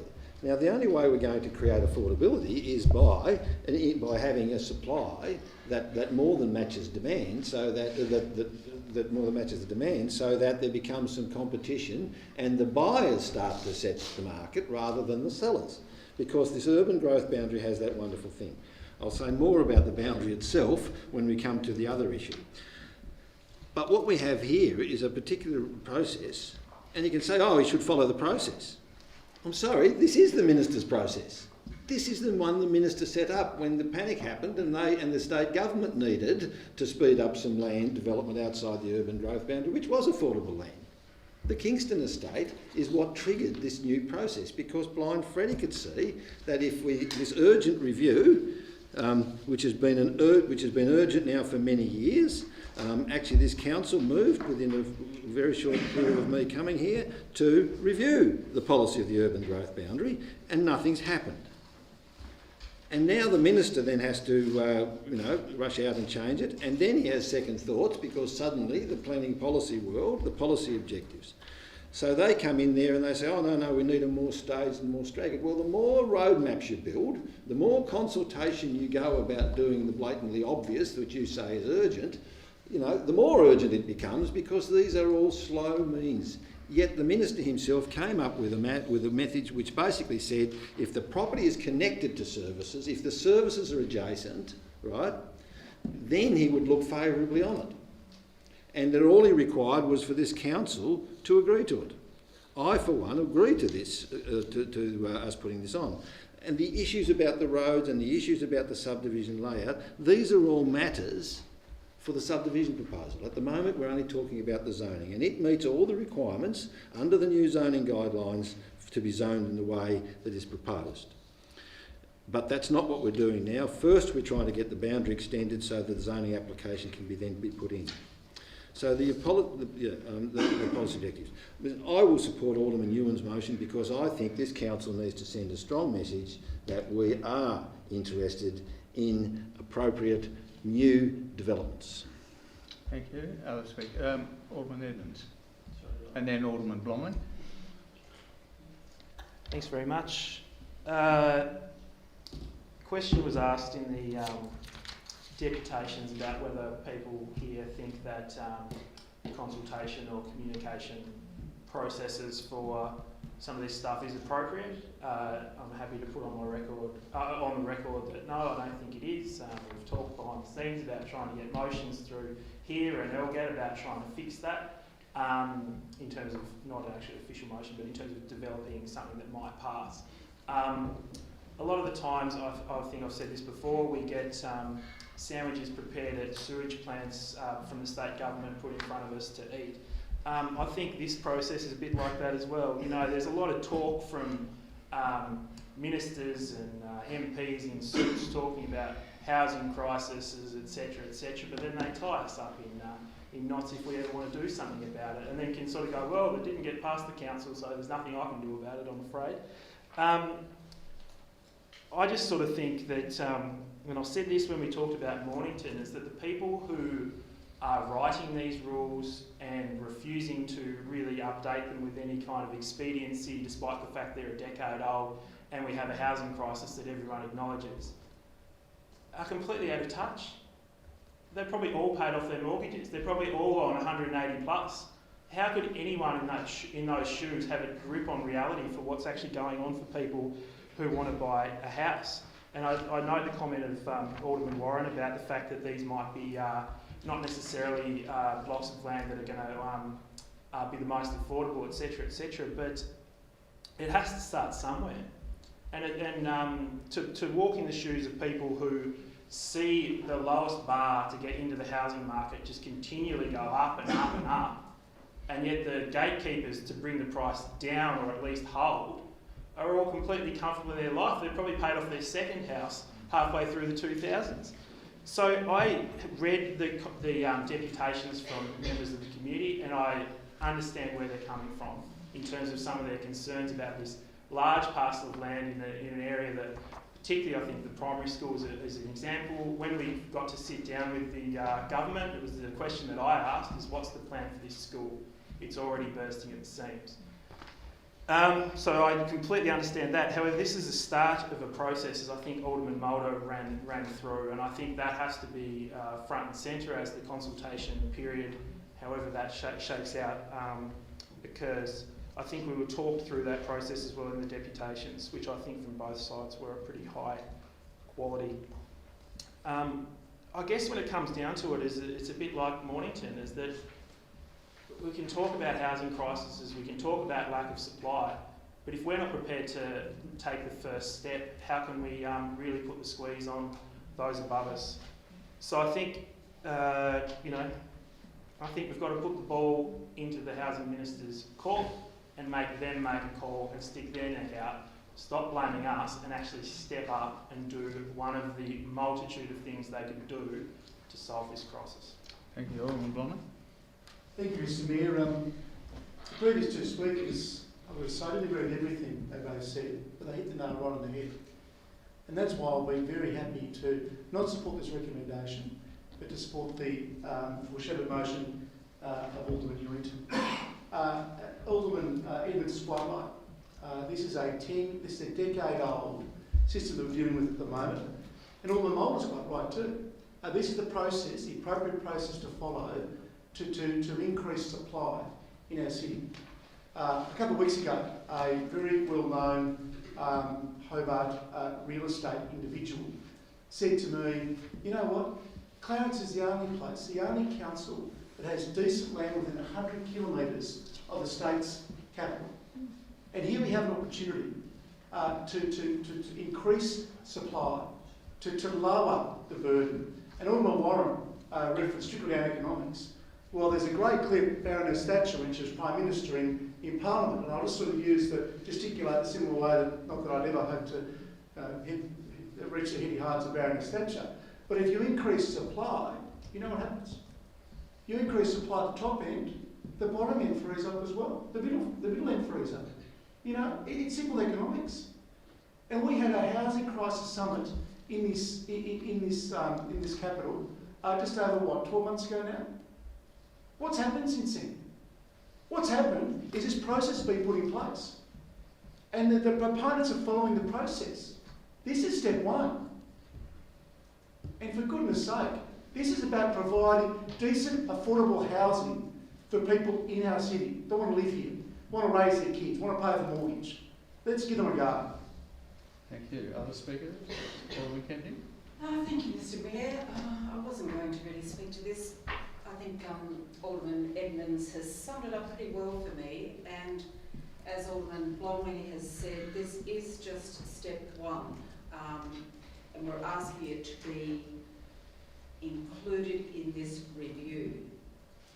Now, I don't know if anyone saw the news services over the weekend, but they were banging on about the building boom that we're experiencing at the moment, and also predicting in a year's time, if we don't get more land supply, it's going to bust. Somehow or other, we've got to free up some land. I wish I had been one of those people lucky enough to buy a house in Bayside Drive, because it is a magnificent spot to live. Mays Point, that area. Over the back of the hill, there is an amazing parcel of land as well. It may well be premature, but if we don't even get it on the table right now, it's just going to remain premature. Yeah. Thank you. Thank you, Alderman Kennedy. I apologise for that. Alderman Pearce. Thank you, Mayor. Mayor, when I saw the recommendation, the officer's recommendation, I looked at it and I thought, well, I'm not really happy with it, but at that stage I didn't see any alternative coming. But I do know, looking at the site proposed for these building blocks, I know it's a beautiful spot, I really do. And that's why, in a sense, I've come round to supporting Alderman Ewington's motion, because I think we do have to send a message, and Alderman Edmonds' speech was spot on, that something has to be done. We just can't keep saying, you know, we're going to look at it, we're going, not us, but you know, the appropriate departments are going to look at this. Look, this has been going on too long. Something has to be done. And if this decision tonight can signal something, well, I say let's get on with it. Thank you. Other speakers? Right a reply? Alderman Gomberger? Thank you, Mr Mayor. I won't go over everybody's contribution. Just one perspective which has been picked up on by some of the deputations that we've got and the emails that we've got, and also some of the aldermen have actually picked up on it tonight. The aspect of public consultation. Let me make it really clear, and it's on page 197 of our report. This process does not involve public consultation. It notes the request to amend the Southern Tasmanian Regional Land Use Strategy has not been exhibited, and there is no requirement to do so. That is one of the aspects that concerns me. So I feel that we really need to keep that in mind, and particularly in relation to the concerns that have already been expressed and will continue to be expressed. We actually need to look at this strategically. We've been given the advice by the officers, both in this specific situation and in an item later in the agenda that is strategic, and we need to actually focus on the strategic way of dealing with the urban growth boundary, not in an ad hoc manner as we have been doing over a number of years. I've been on council for 13 years. We've had attacks on the urban growth boundary on a number of occasions, and I have stood strong on every occasion, because what we need to do is we need to look at this strategically. As has been said, We have not had a review of the Southern Tasman Regional Land Use Strategy since its inception in 2011. It was supposed to be reviewed every 5 years. It has not been. So we need to actually focus on that, and the pressure on the state government needs to be in relation to that, not in relation to ad hoc developments. Thank you, Mr. Mayor. Thank you. So the motion before the Chair is that Council does not support the application. All those in favour? Against? The motion is lost. Alderman Newington. Yeah, I'd like to move the alternative motion that I've circulated to my colleagues prior to tonight. Do I have a seconder, please? Alderman Blomley, thank you.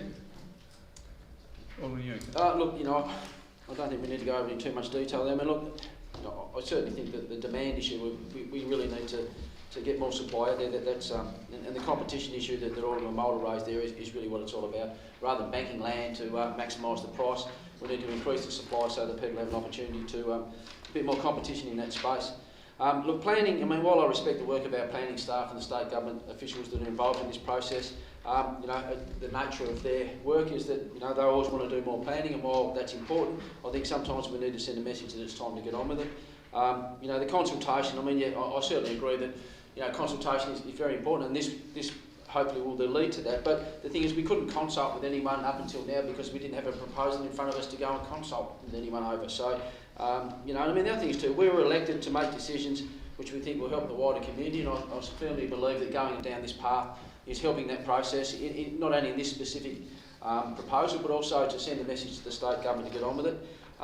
So I encourage my fellow aldermen to support this alternative motion. We've been through some of the reasons why, and I won't go over those again, but I think with the opportunity to consult with the community, go through some of the process, and deal with some of the issues that have been raised by the representatives that we've received already, and some of the obvious things like what's going to happen with the primary school, some of the traffic issues. We've got a chance to deal with that now, with a path forward, and at least the proponents have got an opportunity to know that it's something that is achievable, rather than a pie in the sky thing that's going to take another 5 or 10 years for something to happen, which I don't think would be appropriate. So I encourage my colleagues to support this alternative motion. Thank you. Other speaker? Oh, Alderman Bromley, sorry. Oh, Mr. Mayor, that was so perfectly put, nothing else to add. Thank you. Thank you. Other speaker, Alderman Mulder. Mr. Mayor, I just pick up on the contributions about why this why this should be stopped, and one of them was I heard was the schools.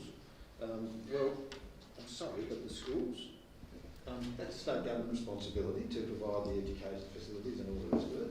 And if that was the obstacle, then where were all these concerns when we were busy trying to adjust all the land boundaries and under the LPSs? And what you're basically saying, if this is a blocker, there should be no more development act in Part 7 of Beach or the South Arm Peninsula because the school is at capacity. Well, if the school's at capacity, then what happens is they build a new one or they expand the school. So these are the sorts of issues that I think get to going. And if we didn't extend the urban growth boundary, if we didn't go out a little further, the logic behind all this about the urban sprawl is that nothing that required to travel the southern outlet, the Brooker Highway or Kingston should be built. We shall just put all our houses where the services are in the centre of the city of Hobart. No problem. And that's exactly what I believe places like Winook in Hobart would like to see, because they don't have the land to expand into. So, I mean, this is a great reason why we should send a message, and in the end, whether this goes inside or outside is a matter that the Minister will refer to the Planning Commission, as he's done on previous occasions, if we support it. So in the end, what we're simply doing is we're speeding up, due to the nature of the crisis, the timeframes for getting the Planning Commission to do mini reviews of the urban growth boundary. And I for one, think that what we're really doing with this is we're putting the monkey on the Minister's back. Match your word with your words. If you want to be seen to be the person who is, oh no, let's defer let's defer this urgent review, which is approaching many years overdue already, and let's have a roadmap. Let's concentrate. Let's consult widely, and let's work out a roadmap, and then we'll go forward, and eventually, in another 10 or 11 years, we might end up with a review of the boundary. By which time, the people have moved out or have decided that maybe Tasmania isn't the place to come to and retire to, and because there's an awful lot of that sort of activity. Then there's the issue about the trickle-down economy. What actually happens, and how this sort of land, which will not be affordable land, actually impacts on the housing market, is that people, young couples who have bought in the inner city urban areas where the prices are not cheap, but they're relatively cheap compared to what's going on out in the outer suburbs, right, is they are now selling their houses and building the new houses in which to raise their families and opening up the market for the older, cheaper houses, which are close to the services. And that's how these sorts of developments impact upon the affordability of housing for our young families. So I support this, giving the Minister the message that we haven't got time to be stuffing around with complicated processes. What we want to do is we want to get out there and we want to start to now agree to developing land that is suitable to development because it's connected. The services are at the fence. Thanks. Alderman Jones. Thank you, Mr Mayor. It's very interesting to hear some of my colleagues make the comment in relation to the availability of land, how it's necessary for the supply to be increased, and also the fact of having this development in particular being so close to the services, and therefore it would seem to be a natural progression in this particular area for this to proceed. The fact of the matter is that it's not a simple process, as some of the speakers have already portrayed. Firstly, this motion does say, and it's request the Minister for Planning to approve the necessary amendment to STRULS. Now, the Minister, by the very nature of having to communicate with the TPC and to seek advice, he has some discretion here, to seek and consult with the TPC. And the TPC may say, well, look, there's been no analysis done on this other than what is being proposed as far as moving the boundary.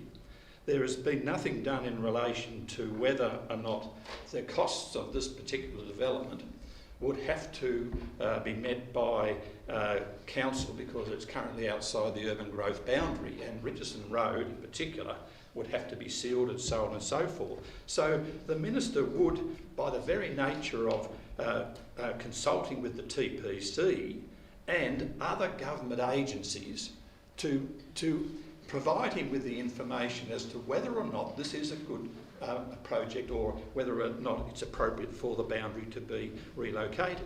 The other step in this process is to consult with other councils. And it may take, well, it may not be a majority of councils, and the councils may say, well, look, we don't agree with this, and part of the process is to consult other councils, and they ought to have a say in whether or not there ought to be a change in the urban growth boundary, because when they put up an application to the Minister, alternative, the Minister would have to obviously seek advice from the TPC, the other agencies and other councils. So it's not a simple process. In this Part B, it almost reads as if it's a fait accompli because it's obvious need for increased supply of residential land to assist with housing affordability. There's been no stats done on this, there's been no analysis, and during the LPS discussion we actually considered whether or not there had been analysis done on whether or not the particular area should be rezoned and so forth. And a number of our colleagues at the time said there needs to be a proper investigation on this before and to determine as to whether or not this is, there is a shortage of supply of land and so forth. Also in Part B it says council plannings have identified this land as being likely to be part of a future expansion. That's down the track. That is something that they have said may be possible to include as part of the expansion. And there's also the cost of services and so on that may necessarily have to be done. So I would predict that if this motion gets up, it goes to the Minister. The Minister says, God, this is just not on. I would need advice from the TPC. The TPC will come back and say, I would have thought, no, look, it's that we don't have the necessary information and therefore it's on our advice to the Minister, it should not proceed. I will not support the motion. Thank you. Other speakers? Alderman Walker. Yes, Mr Mayor. I mentioned schools in passing. They're a fact that certainly wasn't the key determinant in my words. You can selectively hear all you like, but that's not what I said. I did talk about the other two areas that we looked at in this process, and you know, it is a ad hoc review process. It is some way to sort of decrease some of the pressure in the balloon that's getting a lot of squeeze in reduce housing. And in both those cases, they were straightforward, they weren't complicated, and they weren't of a size and scale of this one either. Do I think that this council's position should be that we have no urban growth boundary, and if you want to build a munitions factory next to a residential block, or you know, let anything go, then I don't agree. If you think that there should be no urban growth boundary, I'm happy to have a chat with you, but gee, we do have to talk about how that works as far as service delivery, as far as optimal use of land. This, as I mentioned before, is not a straightforward proposal as far as I'm concerned, and that's why you know, the officers have said it should be part of the wider process. And you could make quite a case that if it's part of the wider process, it puts more pressure for that to happen soon, and it should have happened a long time ago. And I, like others, will be repeating such points probably a little bit more passionately in time when we come to another item on the agenda. But I'm not going to change my position on this. It seems that I'm one of 5 and one of 7, but I don't think I'm wrong. Okay, other speakers. Alderman Chong. Thank you, Mr Mayor. Whilst I'm actually quite sympathetic to that proposal that's been put here, there are two reasons why I supported the officer's recommendation and why I find it really difficult to support the alternative. The first one is, as was initially said, this is premature. We're about to vote on some recommendations back to the Minister for a review of this exact strategy. And to then take attention away from that by saying, well, don't focus on the big picture, don't focus on the whole strategy, come and look at this shiny bright thing over here, strikes me as just inane. And I think, as several aldermen have said, we should be strategic in this. We should focus where we need to focus, which is on a review of the whole strategy. It isn't on bits and pieces of it. The second thing that was mentioned by a number of aldermen is about housing supply. And we have a housing crisis. Yes, absolutely we do.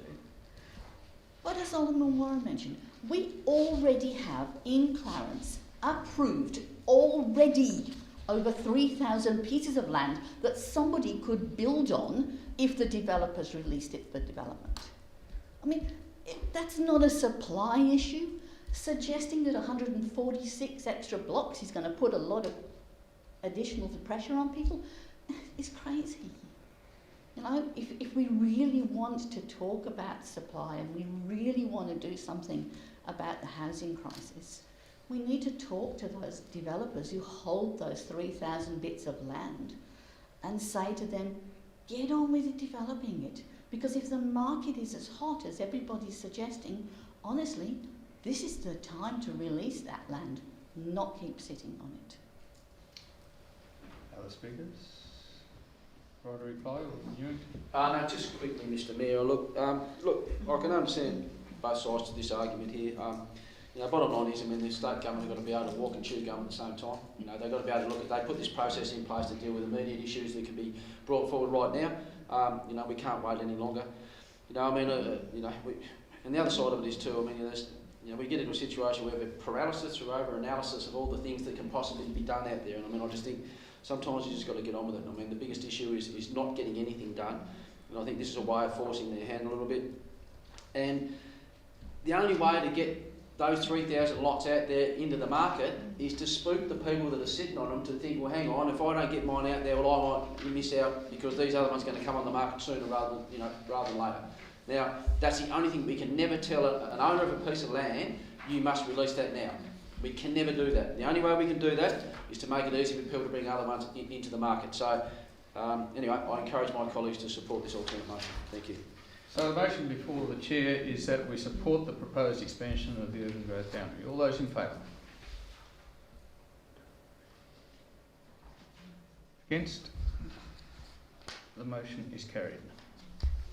And that concludes our business as a planning authority.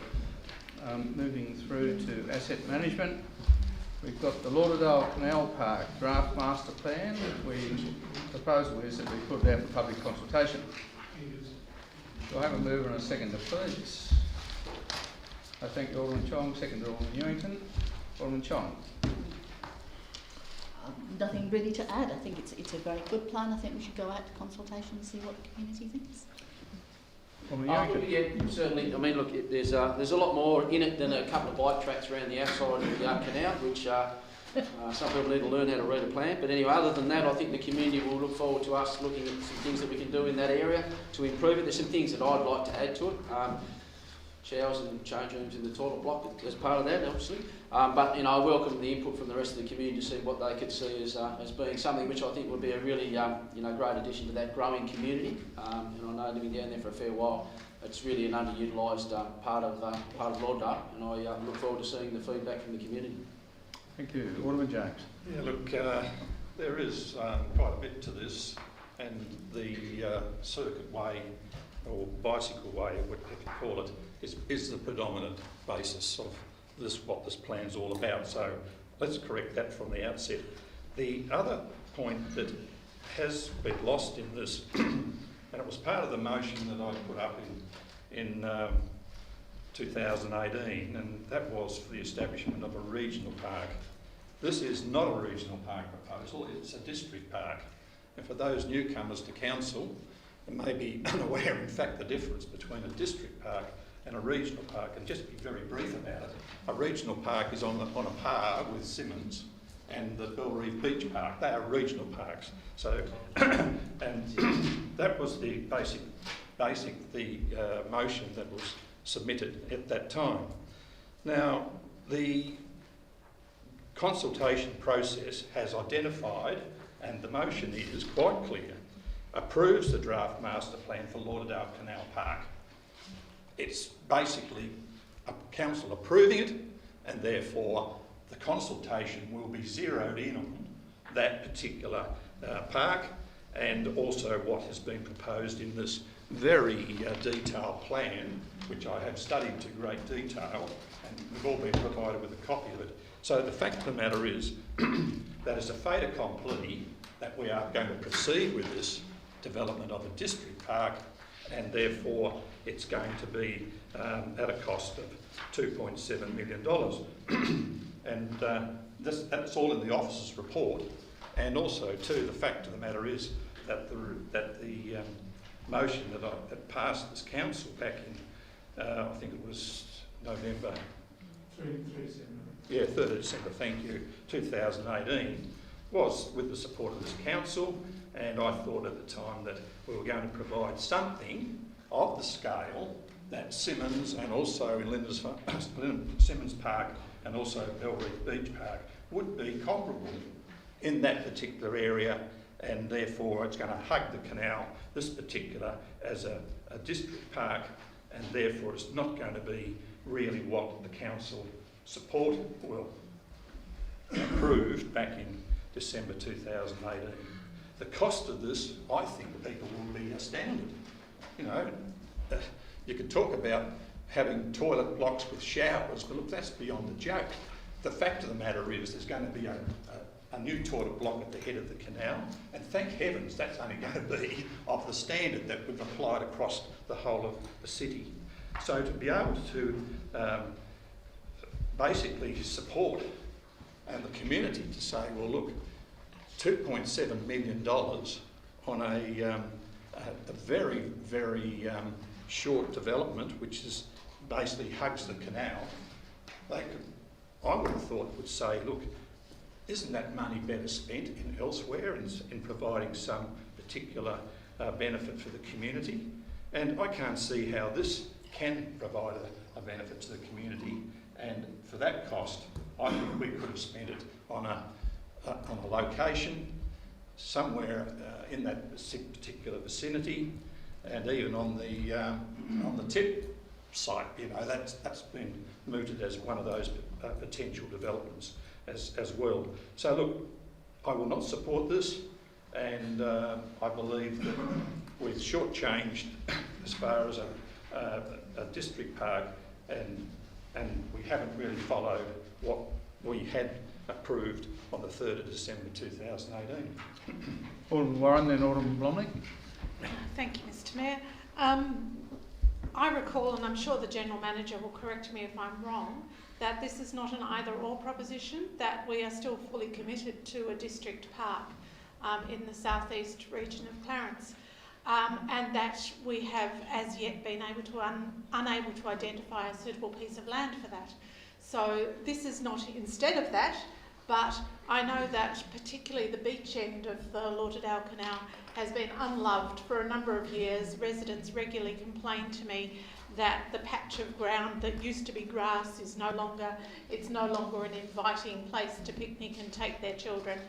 I think that this is a really good thing to do for the community. I think it's going to make Lauderdale Canal something that's worth visiting, and there is a significant community down there, and particularly parents with young children who I believe will benefit substantially from it. It's close to infrastructure, it's accessible, there's plenty of parking. It seems to me like we can make really good use of this, and certainly in a much shorter time frame than developing a district park from scratch.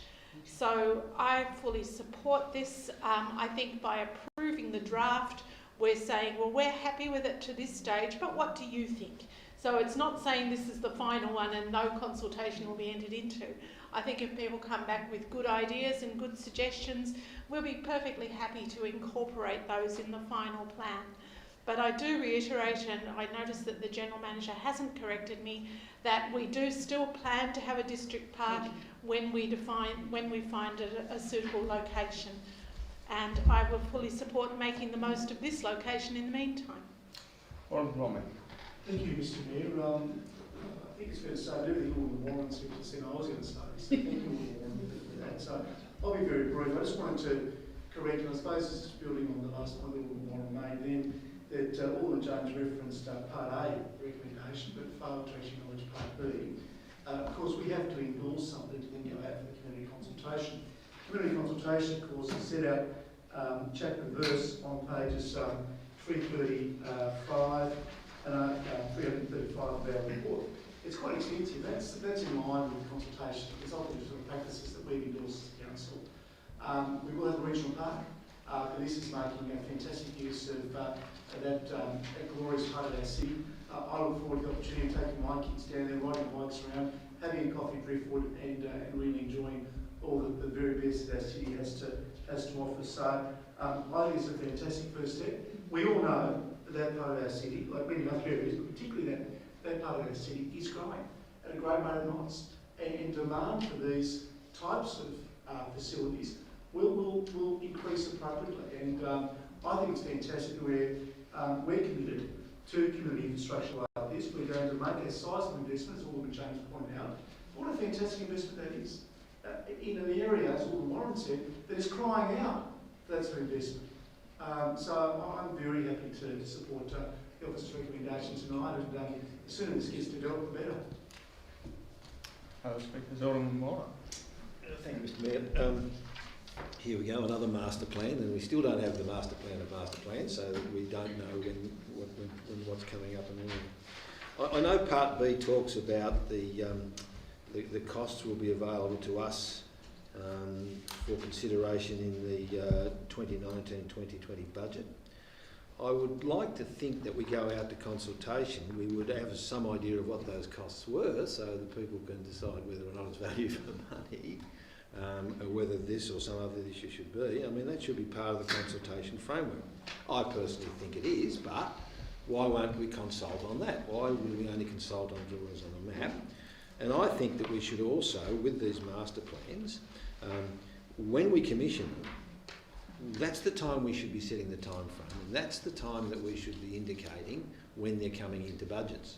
I mean, it can well be that the cost mortifies us and we decide to defer it or we decide to scrap it, but we've already been out to public consultation on it. You know, so you know, you've then created an expectation it's going to happen, but you haven't given any indication when, and you haven't, you know, and you haven't fully committed to it because we haven't discussed it in the workshops yet. So I'd prefer to be consulting on a costed master plan with a time frame for implementation, lest we find ourselves with this great list of master plans that we simply don't have the money to implement, and by the time we do get around there, they're due for review. So, you know, that's an awful lot of effort, and I think it's about time we came up with a process where we staggered these master plans in accordance with some capacity to implement and meet them. So, of course, I'll be supporting the motion, but I'd just, you know, like to put on the record that, you know, the cost of these projects is something the community also ought to be consulted on. Alderman Pearce.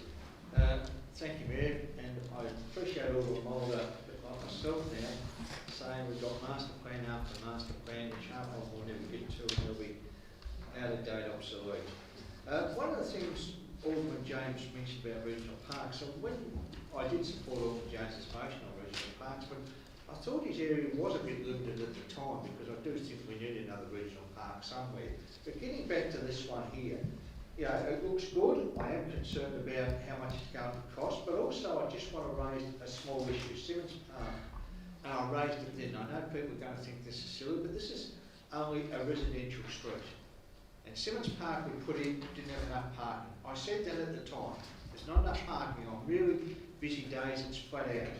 Now here we've got driftwood, we've got the shop on the corner, and I'm not so sure with something like this, I think it'll be fantastic when it's actually built, but again, have we got enough parking for you? I know there's some on the beach, you're going to have people there using the water, you're going to have people using this area, but also we've got shops that are running a business too, and driftwood that's running a business. I'm just wondering, have we really got enough parking in that area? Other than that, I support the recommendation. Thank you. Alderman Walker. Yes, thank you, Mr. Mayor. 9 years ago this month, I came onto council, a dad with a 1-year-old and another that months away, and I think it is important to refresh just how far we've come in since then. At that time, our family and our friends and many, many other Clarence residents were packing snacks and heading down to Long Beach in Hobart or Drew Point in Kingborough, to the playgrounds that were head and shoulders the leading facilities of their time.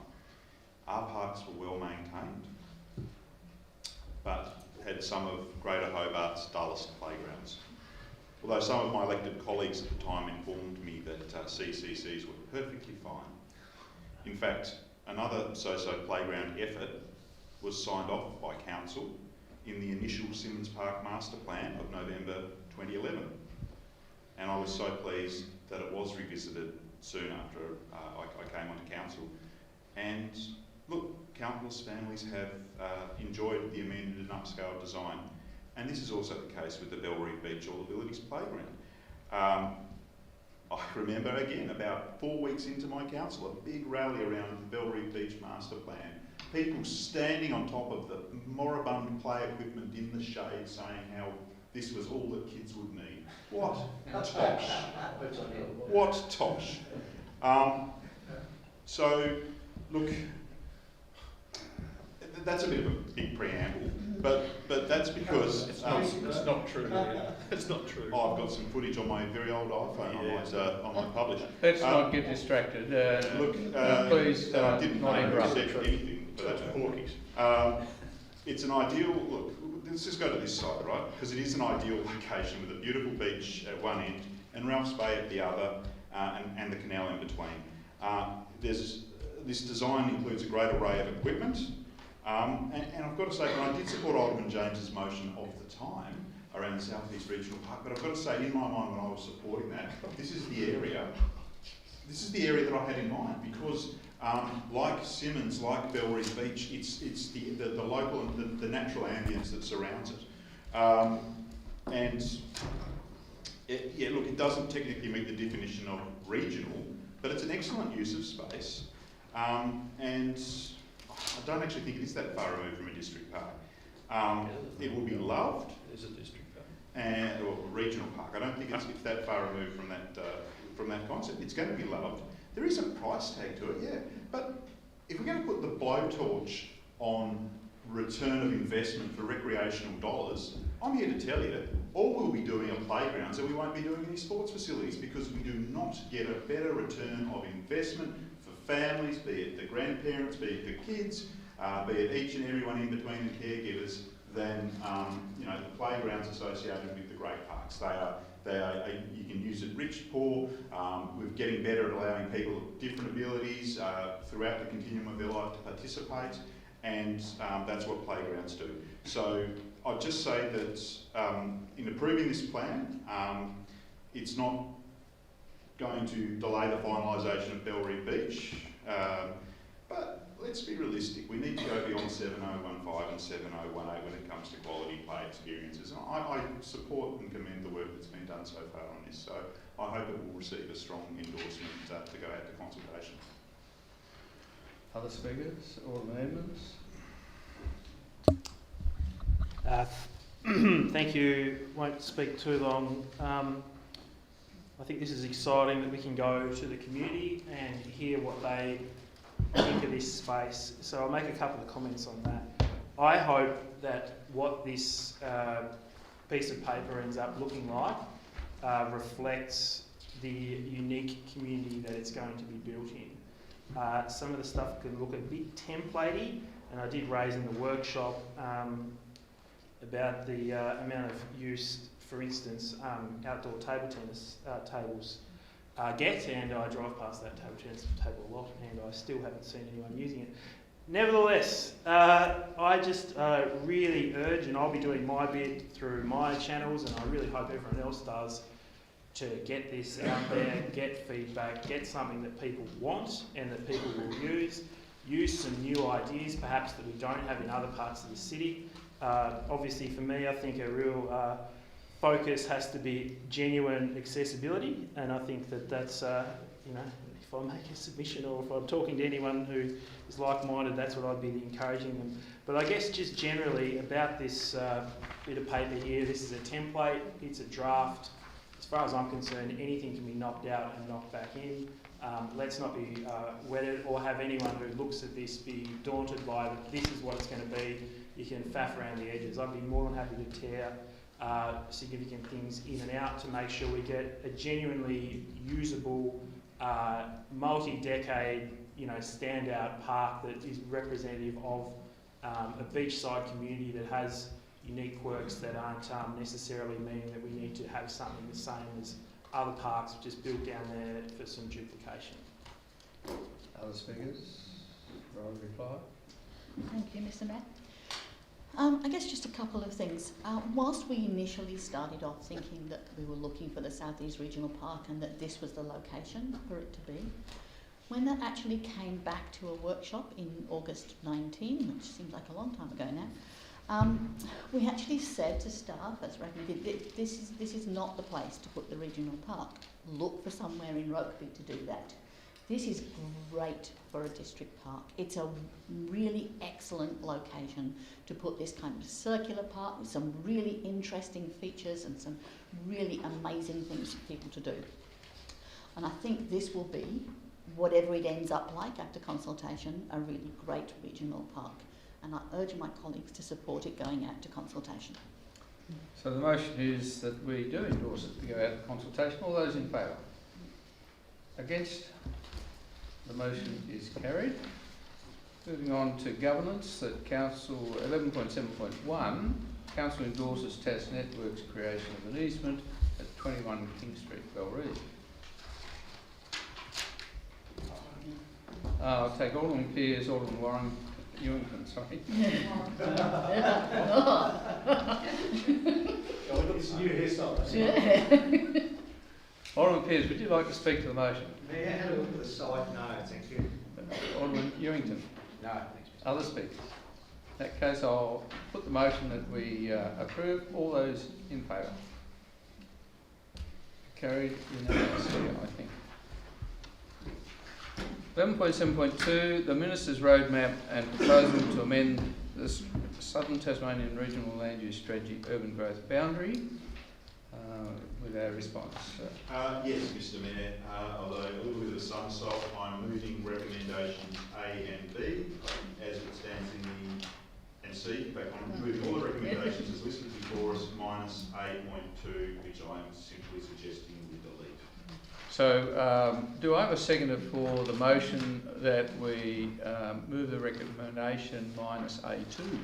Thank you, Alderman Blomley. Thank you, Mr Mayor. As for that previous planning item, I think we all agree that the urban growth boundary as it stands is dysfunctional and poorly servicing the needs of Greater Hobart. Newsflash, it was not fit for purpose at the time of its implementation in 2011. Now, Aldermen around this table can feel free to explain how the Southern Tasmanian Council Authority did a sterling job in their socialist submission that all 12 councils must get a prize, irrespective of logic, irrespective of proximity to service levels, irrespective of availability of useful land. But such was how it developed at the time, and we are where we are. The boundary is, as I said, dated, and it needs to be changed. And this response sort of acknowledges that.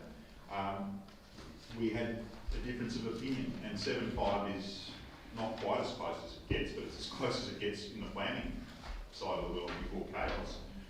On an item in the agenda tonight, and these matters shouldn't be coming up through that. It is best served through a wider and sensible process, and I would hope that when we get to the end point that there's some easing bias around land, and as some other already mentioned in previous items, some mechanisms to induce a sense of urgency for release with those 3,000 blocks in the case of our council.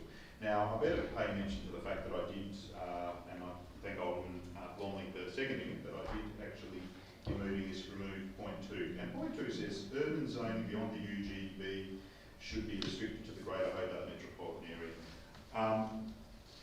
Now, the first one to concede that some of Clarence's traffic discomfort is caused by growth outside municipality passing through, but that's a very blunt statement, and I don't think it speaks to the true state of the situation when it comes to land in the southern councils. In particular, I will pay mention to Brighton.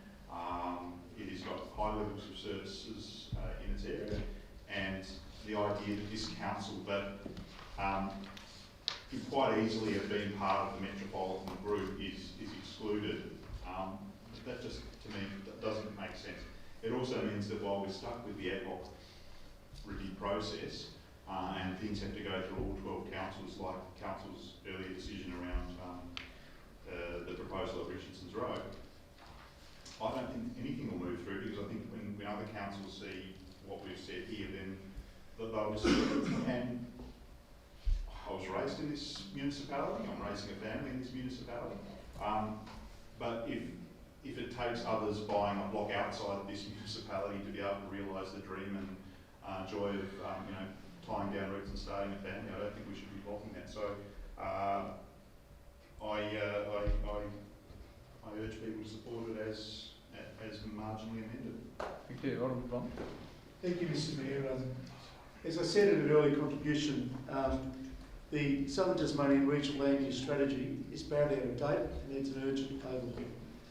The strategy, which originally came into effect in 2011 under then Labor Planning Minister Brian Green, is now so out of date that it cites peak oil as a concern of the minister's forward.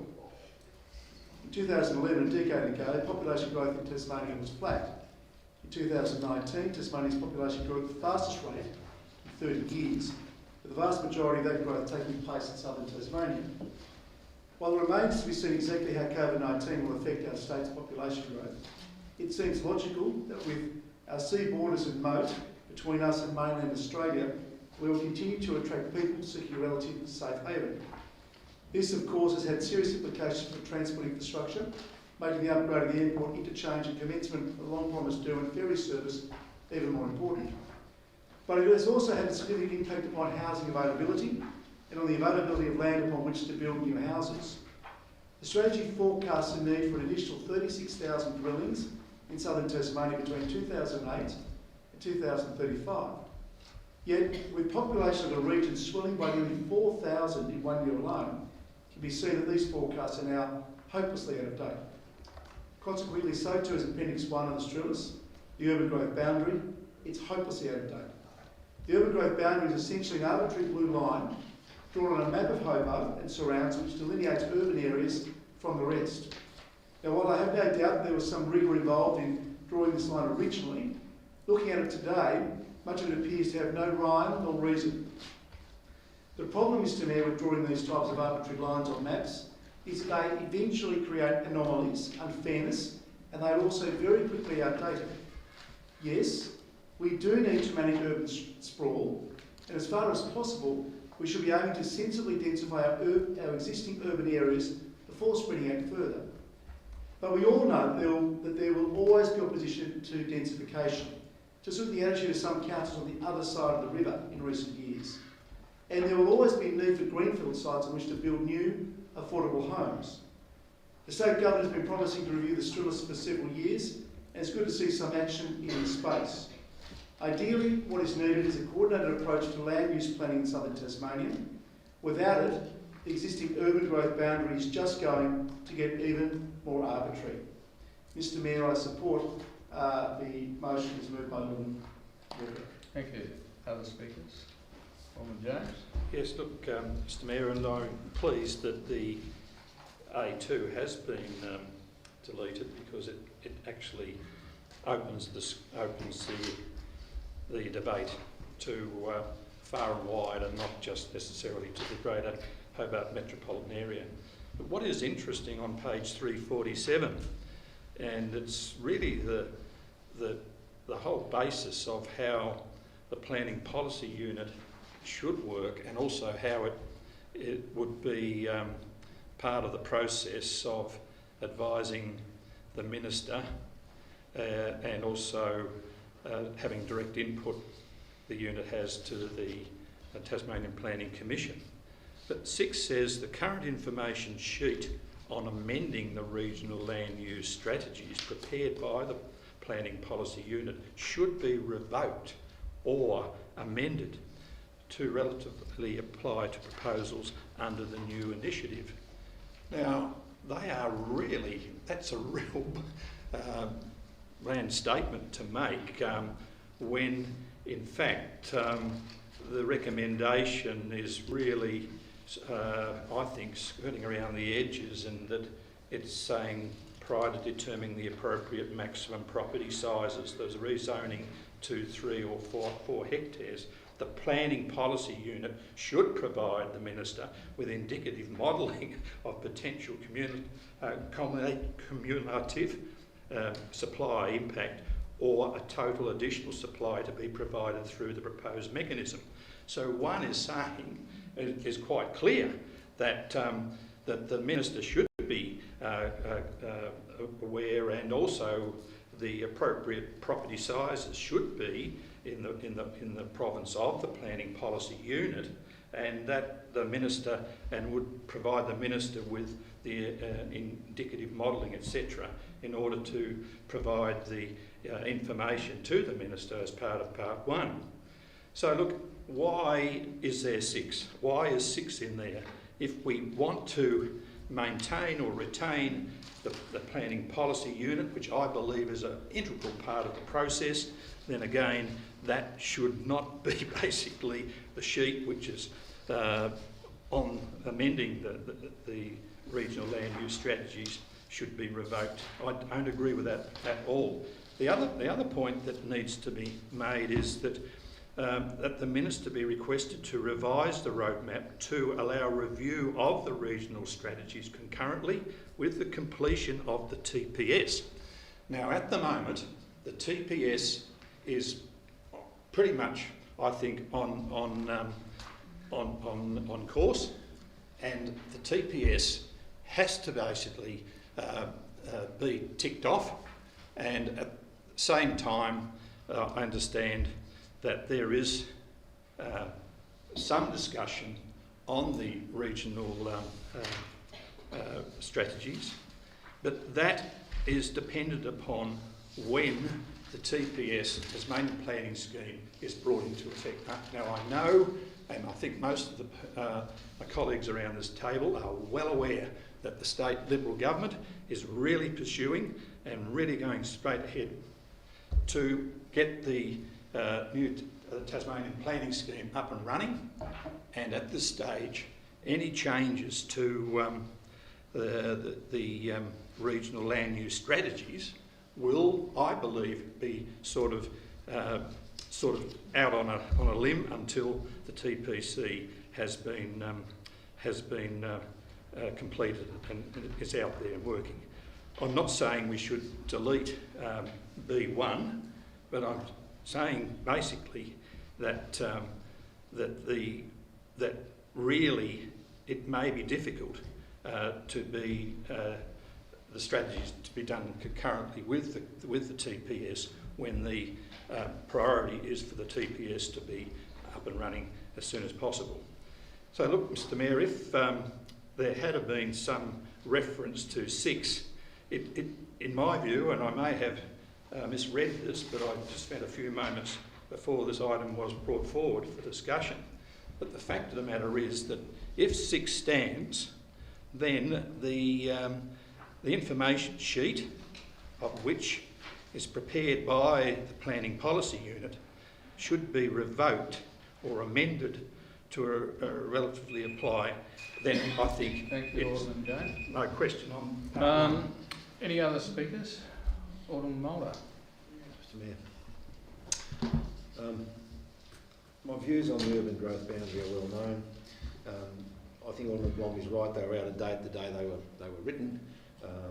They assumed that people within that boundary would then develop their land, and only when all that land was developed the next one would come through, and we've been briefed about how the issue of land banking could be overcome by other policy instruments such as punitive taxing regimes and all those sorts of things. The fact is that this is policy chasing policy, and the fact is that these markets are fast moving. You know, when something happens, you get a boom and you get some desire. You know, who would have actually imagined that the aspirational population target and trend of the government in 2014, when we weren't travelling all that well, that trend has already been exceeded. COVID actually increased the pressure here as all mainlanders started to say, well, this is a better lifestyle than the big cities and the apartment complexes and the crowded areas. So there's all these other factors that come into play, and that's something that the market has to be able to best respond to. And the market matches supply and demand with the price mechanism, not government dreaming. And the idea that somehow or other we should block the people at Sorrel from creating urban boundaries when people want to live out there. If you want to stop people travelling to the city, how about getting big institutions like the Royal Hobart Hospital, which attracts an enormous amount of traffic, and relocating that to a region where there is ready access to it? Why don't we do those sorts of things? Why was the state government actually actively encouraging the university to move all its campuses into the city? They're the things that cause the traffic problems. People don't just aimlessly live at Sorrel and say, oh, well, I'm going to drive to Hobart. They drive to Hobart because that's where those sorts of jobs are. And the cafes and the service industries, they don't gravitate to the city, they gravitate to where people live. One of the few great things about the Clarence City Council is, apart from Richmond, we survived COVID-19 because we weren't dependent on the tourism That's one of the reasons we bounce back so well. You know, so this idea that somehow or other, if we build a house out there, the people are automatically going to drive to the city, well, that's a bit of government policy. They had their chances, they've blown them, but it's not too late. There's still land out in the industrial estates near the airport for great hospitals. They go away the obvious one out of Glenorchy, and to have these policies and then to decide that in the middle of a crisis, we'll have one rule because if they're connected, we need to do it, which is probably more about the state government getting their Kingston proposal off the ground, and then to say, oh, hang on a minute, no, we'll have another process. So we really need to do it. I really think that that we should get rid of the idea of an urban growth boundary, and we should go back to the natural values of the land, and then we should work out what is suitable for housing, what is desired for recreation and nature space, and we control the development of land through the applications of zonings. That is the kind of thing to do.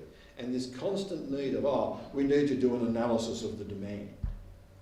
We are talking about people who are putting, developers in particular, right, who are putting up all their capital and taking a huge investment. What? And they haven't worked out they're going to make a quid out of this? If they get their sums wrong and the demand isn't there for the services or the buildings or the structures that they place there, they're going to go broke. So why is it down to us to suddenly decide we have to do an analysis of the demand so that other people can invest their money or not? I really think that this whole objective, is, as Alderman Walker is claimed to put it, as soon as you get a collective making a decision, it's called socialist. Strulis is a socialist control of the market. Thank you, Alderman Walker, because I really did appreciate that little connection, because regulation, right, which is designed to level the playing field, I'm all for.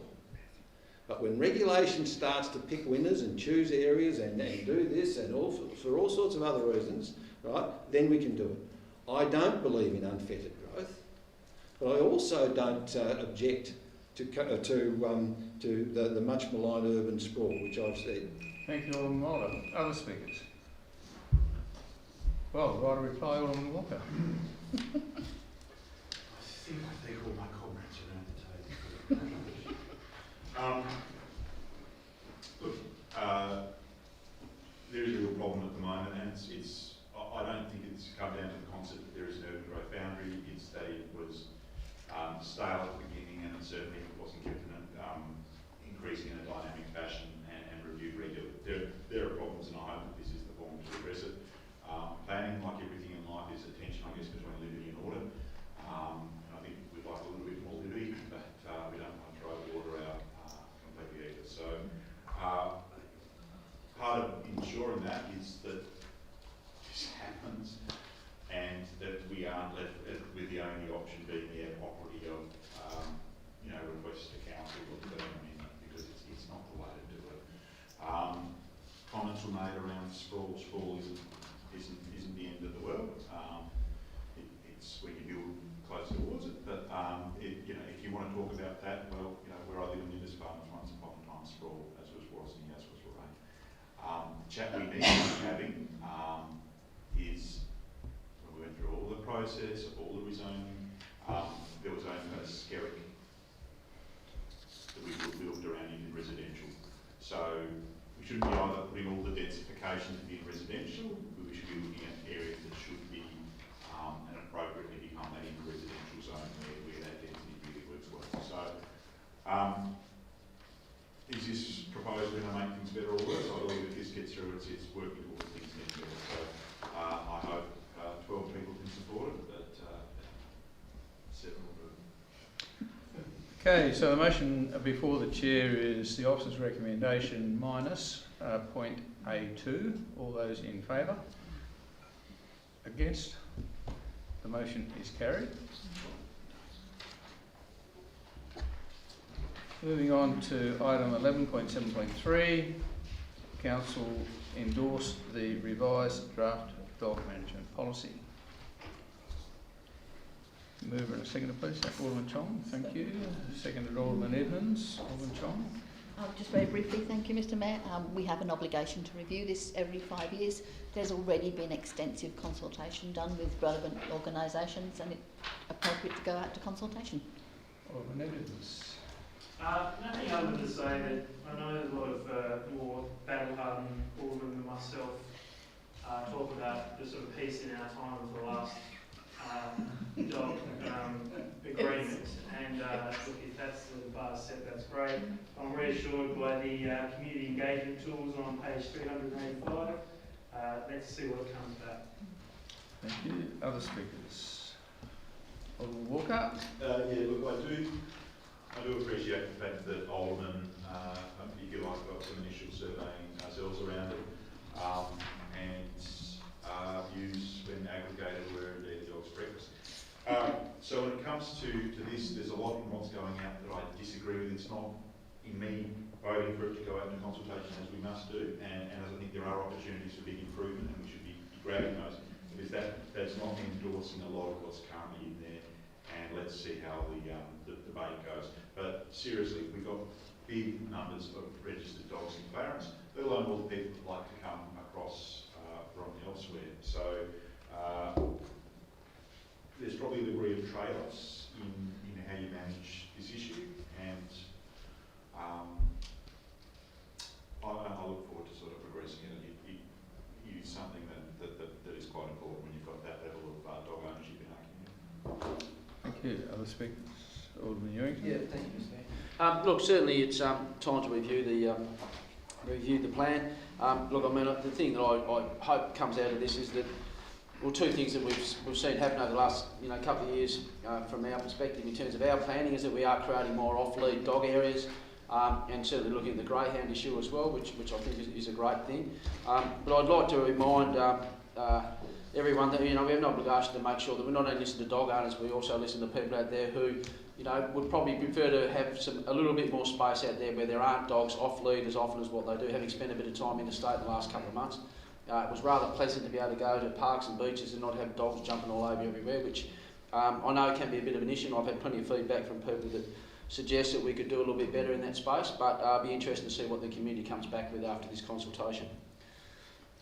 Other speakers? Alderman Mulder. Thank you, Mr Mayor. It's always a fraught issue because there are some very vocal people in relation to dogs and insistence that the world as we know it and our liberties as a free people will disappear when they can't let their dog off the lead in the middle of a crowded beach somewhere, just because it's always done. I still have this difficulty, and I had the same difficulty when I was in the Parliament when the Dog Review Act when the Dog Review of the Dog Act came through, the Dog Control Act. This business about effective control when a dog is off the lead. It takes an awful lot of training for you to have the comfort that the dog, irrespective of the temptations that exist in its planet, will come back to you. It's just not in their nature, unless they are something like a trained military dog, or they are really highly trained, not to do what their instinct tells them to do. So,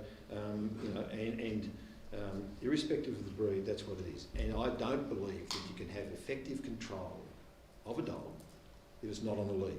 Because even the highly trained ones are on leads, you will see all the time. And they're only let off the lead when they've got to do something. So I really would think that a sensible dog policy, and the chair of Dog Australia actually said this at one stage, that the only safe dog in a public place is a dog that's on a lead, because that is the only effective control you can have of a dog. But like all these things become conditions. And I noticed that for greyhounds, we have to have a special off-lead area. Well, what's so special about a greyhound that it has to be on a lead wherever it goes? And I see, thankfully, we've removed the muzzles for some of them. But that those dogs, right, have to be on a lead, but every other breed doesn't. Yet they are some of the gentlest, careless natures, except if they see some prey. And then they're off, but not off for long. So my view is that I'm all for this, but I think we should have a lot more designated off-lead exercise areas, and we should probably abandon this idea of that a dog on a lead, or that a dog off a lead is somehow or other manageable. And the fact is that it only happens rarely, but it does happen. And when it happens, it's too late. And there have been some severe consequences as those things. So, but as it is, you know, all those things will be compromises, and we end up going here. But I can't stand up here and say that, given the damage that cats do to our wildlife, why we don't have similar levels of control, and why we don't have those sorts of concerns, because they are the ones that are causing untold damage to our wildlife and to our native areas. And you know, and I think that it's about time we switched our focus to putting some effective controls on the feline population as well as the canine population. Thanks, Alderman Mulder. Other speakers? In that case, right reply, Alderman John. Thank you, Mr. Mayor. I mean, as obvious from the conversation, we can't all agree about what needs to be done in these areas, but that's why it's going out to consultation, isn't it? Because then everybody gets a chance to comment, and when it comes back to us, we can argue out, perhaps, discuss vocally what we're going to end up with as a dog policy in the end. So I seek council's support. Thank you. So the motion is we go to public consultation. All those in favour? Carried unanimously. Thank you. 11.7.4 Kangaroo Bay Hotel and Hospitality Training School.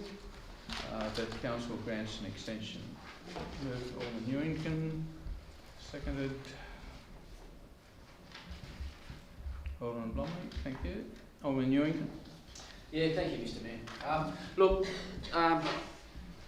obviously there's some information that we've been given which makes us come to this point again and have to address this, the last motion we passed back in December. You know, at the time I thought some of the conditions that we imposed on the developers were a little bit too onerous. I mean, the thing that we need to remember is that they've got the greatest interest in terms of making this happen sooner rather than later. And that's, you know, and that's important. It's important that we know what's going on, and I have every faith in the GM being able to negotiate some information, negotiate a position with Shamroad to be able to, so that we can be given all comfort knowing that things are happening in that space. I mean, one thing that I do want to make clear at the moment is that, you know, there is an element of misinformation out there in the media about this project, and I think we really need to make it clear that, you know, the buyback at the sale price is not on the table at the moment, and we need to make sure that the community clearly understand that at the moment. And the only way that we can preserve that condition, you know, in the long term, is for us to ensure that we negotiate some conditions with Shamroad to ensure that if they don't start because of their choice, you know, before October 2022, that we are in a position to come back and revisit this and then buy it back at the sale price, which I would certainly hope doesn't happen, because I am a firm believer in the benefits to the community in this proposal. And I look forward to, you know, hopefully, you know, having that control over what's going on and knowing what's happening, you know, quite clearly. And it's great to see that Shamroad have actually released the information that you presented tonight, Mr. Mayor, that we can release to the community about where things are actually at. And I mean, the other point I want to make on that is that, you know, there's been claims made out there by some aldermen that there's been secret processes and that they haven't been upfront with us. I mean, my time on council is, you know, I couldn't ask for any more information from them in relation to where they're at with things, and I clearly understand the reasons behind why the delays have happened up till now. And it's certainly not because of the hotel component of it; it's the hospitality school side of it. And I you know, I think that, you know, if things don't change in the short term, well, that's an issue that needs to be addressed. And I look forward to that if that occurs in the future.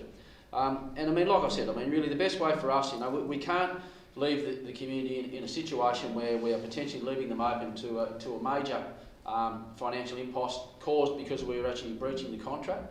And I think that's one critical issue that we really need to make clear to the community, that, you know, I mean, the best outcome for all of us is to allow the process to take its place, allow the impact of COVID to be carefully assessed by Shamroad, the university, maybe to look at what they can do, and maybe another alternative provider come into this space.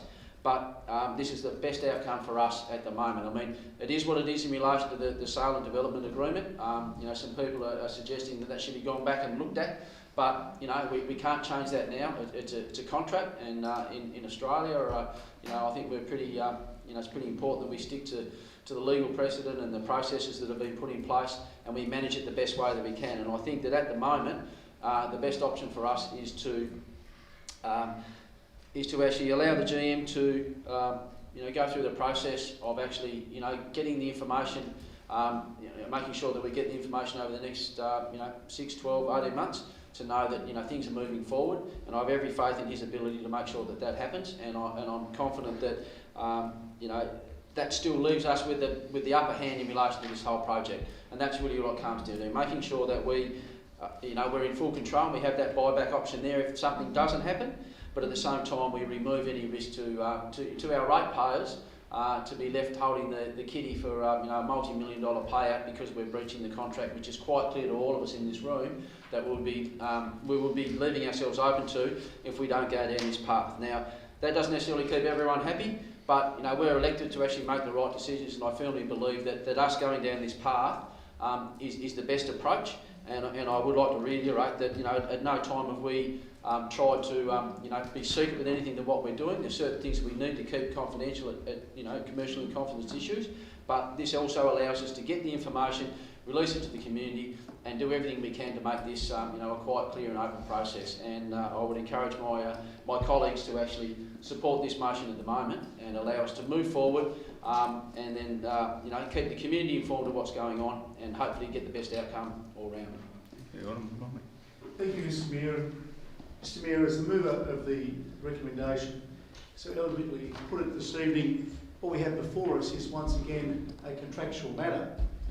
There's absolutely no question that this is a disappointing turn of events. However, in my view, if this matter was settled at the 12 October meeting of last year, we would now not be in this position. This is an absolute predicament that was, in my view, avoidable. As colleagues will recall, as part of the negotiations to grant the extension some 4 months ago, Council sought additional conditions from Chambord Australia to ensure there were appropriate processes in place to see the development realised, as well as probity elements that did not previously exist. At that time, 4 months ago, Chambord were accepting of these additions, and that outcome would have provided a level of comfort to all Clarence residents that Chambord would make every best effort to deliver on their promise. However, at that 12 October meeting of last year, this council did not make a decision. We failed. There was a 6-all tied vote. And here we now are, some 4 months down the track, being asked to rescind the 21 December 2020 decision, and then directing the General Manager to go cap in hand to Chambord to negotiate non-contractual conditions which may deliver that which we could have secured back in October last year. This has all been avoidable. Mr. Mayor, as I said in my opening remarks, this is a disappointing turn of events, and frankly, I am embarrassed and I'm extremely frustrated that we've landed in this spot, as this council can and this council must do better. However, Mr. Mayor, as we've been advised in the report, our options really are limited. And as such, I support the recommendation. Thank you. Other speakers? Alderman Mulder? Thank you, Mr. Mayor.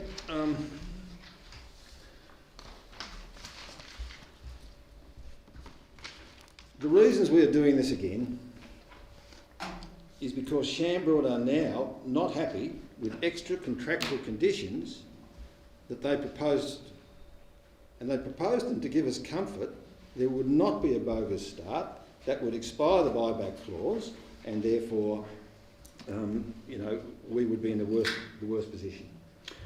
We are now told that the board in China were not aware of these conditions until at least after the decision of December the 21st that granted their extension.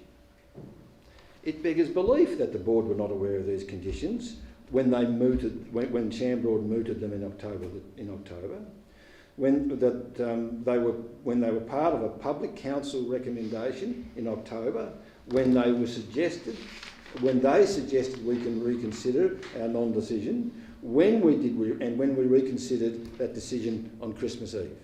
Are we now being led to believe that the board were totally unaware of these conditions for all those months? And it beggars belief that the board only became aware of these conditions and that their local rep had been proposed 3 months after they were first proposed. International companies and boards, Mr. Mayor, do not operate this way. Having given us comfort in agreeing to the extension with the conditions that they were happy with, we are now in a position where we cannot now give them a carte blanche, where we must give them a carte blanche extension, because now they've decided they're not happy with their own conditions. In your letter today, you pointed out that the University of Tasmania has indicated that the 2 years will not suffice. I may be wrong, but I saw nothing of the offer of the university, which they made back at the beginning of all this, to assist with Chambord finding another university provider. I'm advised that operator contracts are not required for the construction contract.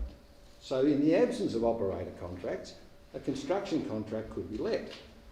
But even with that now, we would not have the proposed independent audit to give us comfort it's not leading us to a bogus start. The discussion also raises again the prospect of an alternative development. Such a proposal would be extra contractual, and it will be our turn to play hardball and say no. Now the contract, all the talks about secrecy in the contract. I'm advised also that the main tenets of this contract are already in the public domain as a result of the officers' reports. I'm also told that the contract cannot be released unless council asks for it to be done. And Chambord would agree.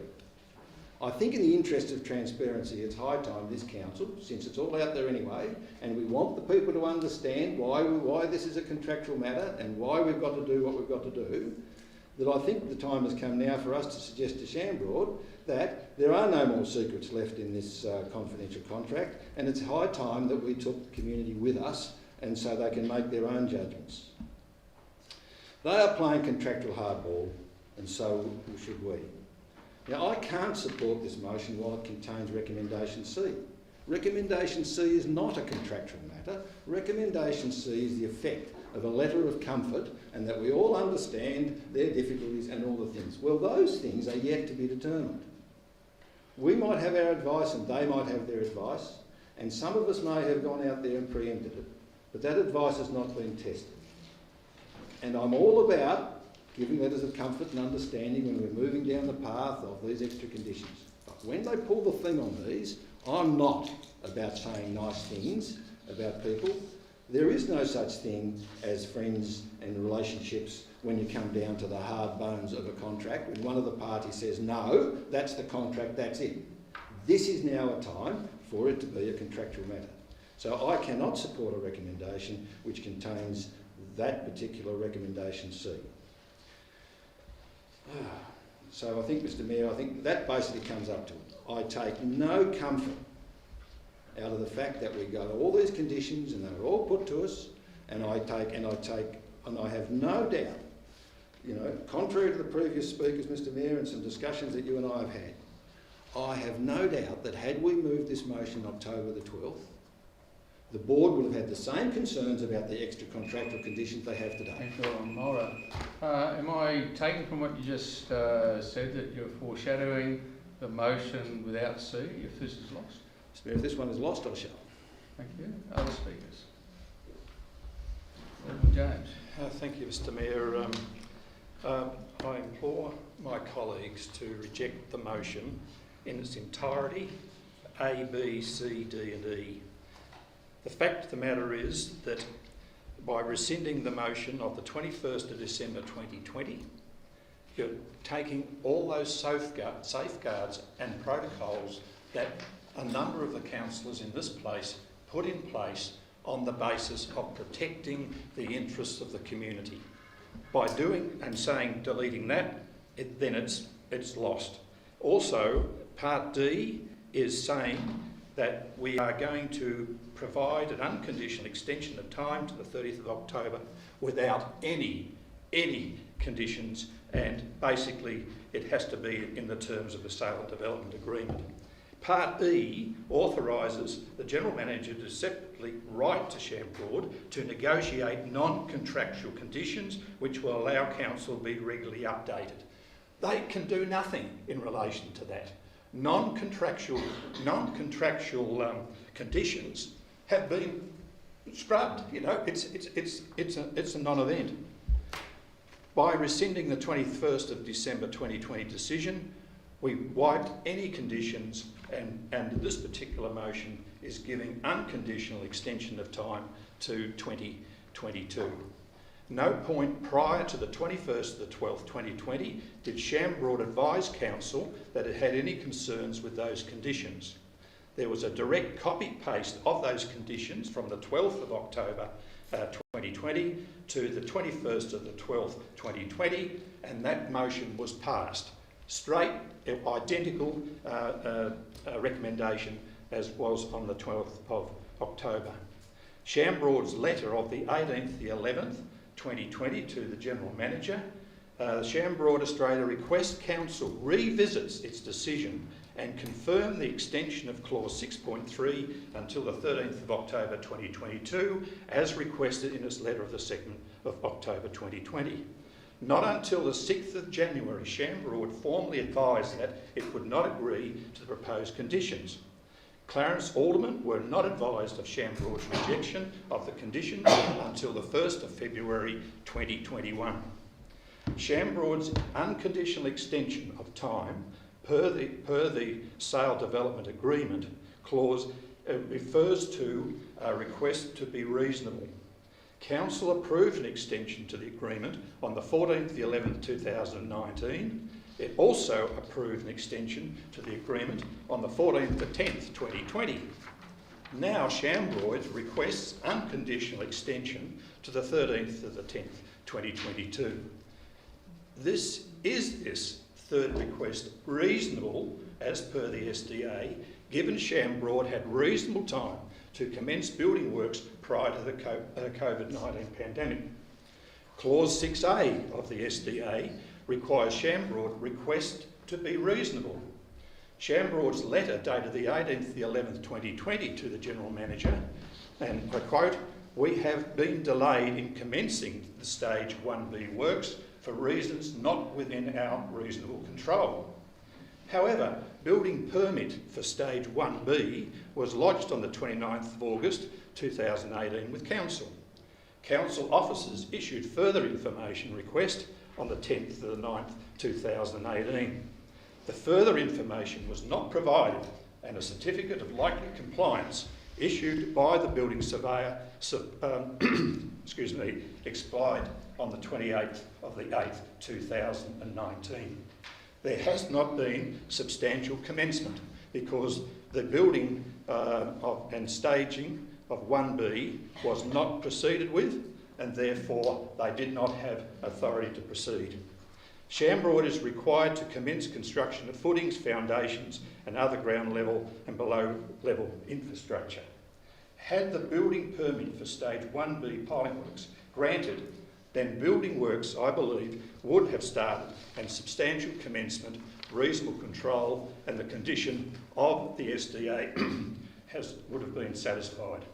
This is an absolute cock-up, and it's because of the fact that we have been run roughshod over by Shambroad because we, in the best of intentions, on the 21st of December, 7-5 decision was where we agreed to those conditions that Shambroad wanted. Other speakers? Right, a reply, Alderman Ewing. Oh, I'm sorry, Alderman Warren, didn't he? Thank you, Mr. Mayor. I did not support the extension. I will not be supporting this. We are only in breach of contract if our refusal to extend, and there's no need to smirk.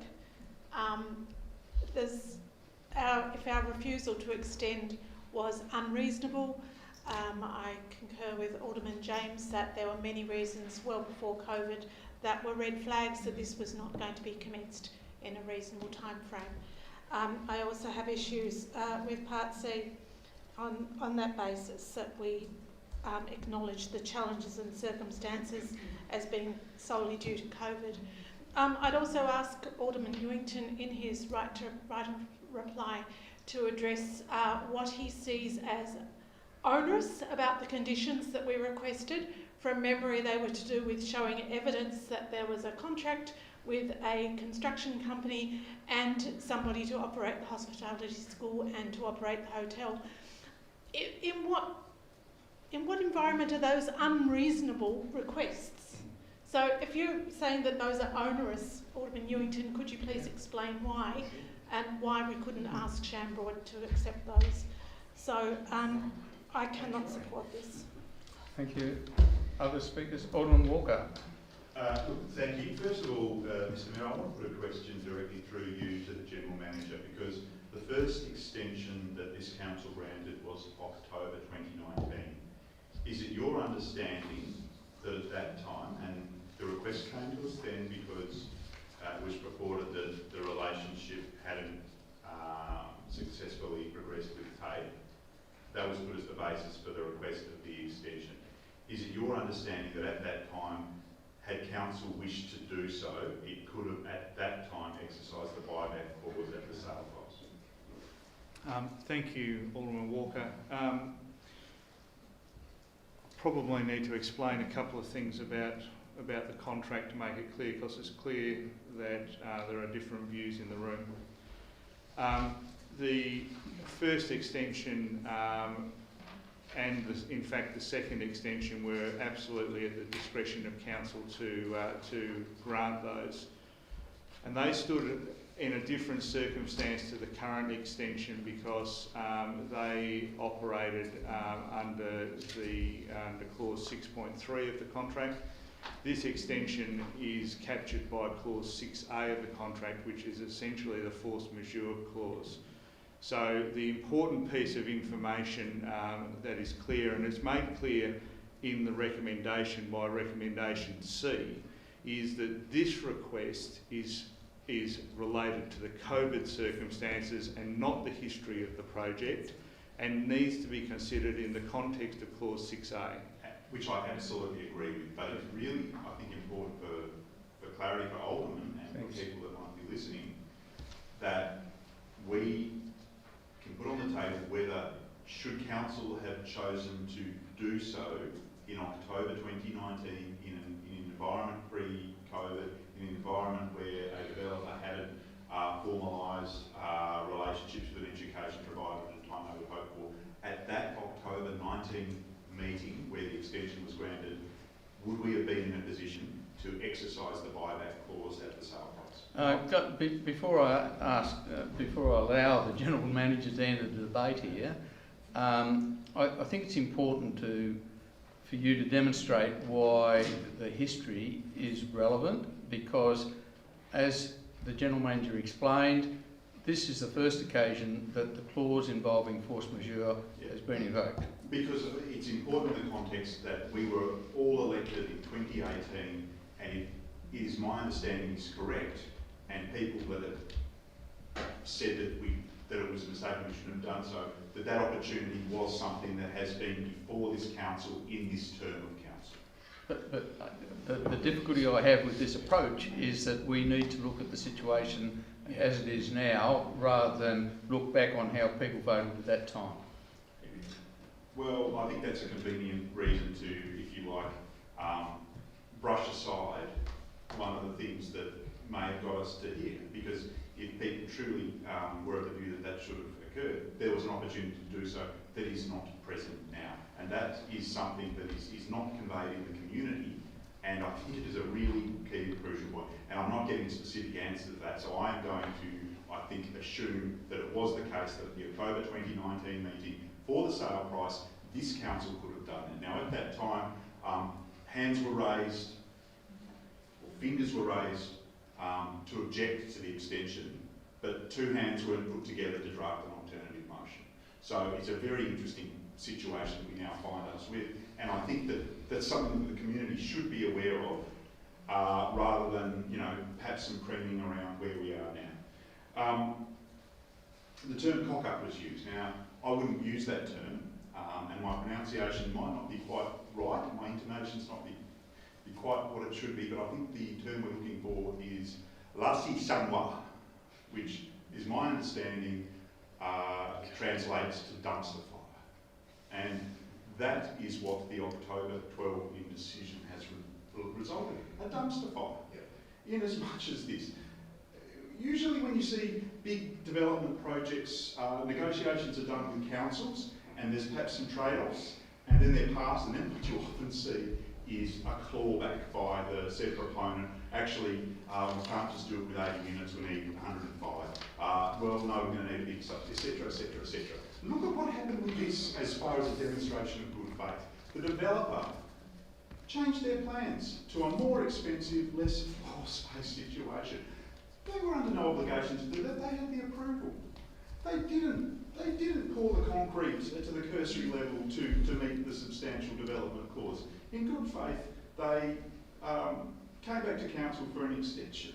They didn't play the games that are available and sometimes utilised. They've been subject to, some disagreement, which is fine. This is a democracy, it's a great thing. But if you took off some of the words that were on some of the painted sheets and replaced them with other words of other ethnicities or identity groups, that would be manifestly unacceptable. So one of the paradoxical events of October 12 is those that are wishing to see the end of this project, that indecision has taken us further away, if you like, from an oversight role or a scrutiny role. It's now a business relationship. It's transactional, and that's a disappointment. I do see so many benefits from this, but I'm realistic enough to see that there are some really big hurdles. But we've now got into a position where goodwill has eroded, and that does not serve those members of the community that didn't wish to see this proceed. We are where we are, but as I've said around this table before, if you stuff up, you should fess up. And I believe, irrespective of the intentions of October the 12th, the indecision was a stuff up. Other speakers? I reply. Alderman Evans. Thank you. Look, this has dragged on. It divides us. I have to disagree with the comments immediately to my left, times two, about conditions and position of authority lost. I think somebody mentioned the fact that the conditions were the same for both votes, but when they got to headquarters, they weren't happy with them. It seems like there's a disconnect between Hobart and HQ. I think, was it always going to be battered away? I think it said publicly that had concerns about the clock being run down on this one. I guess we'll find out when this goes back to headquarters.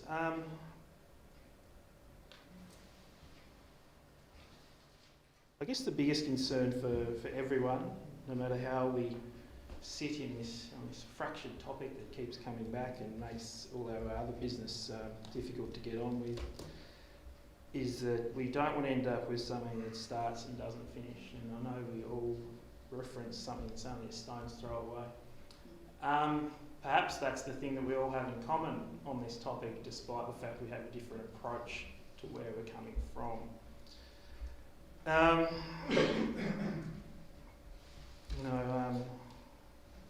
I guess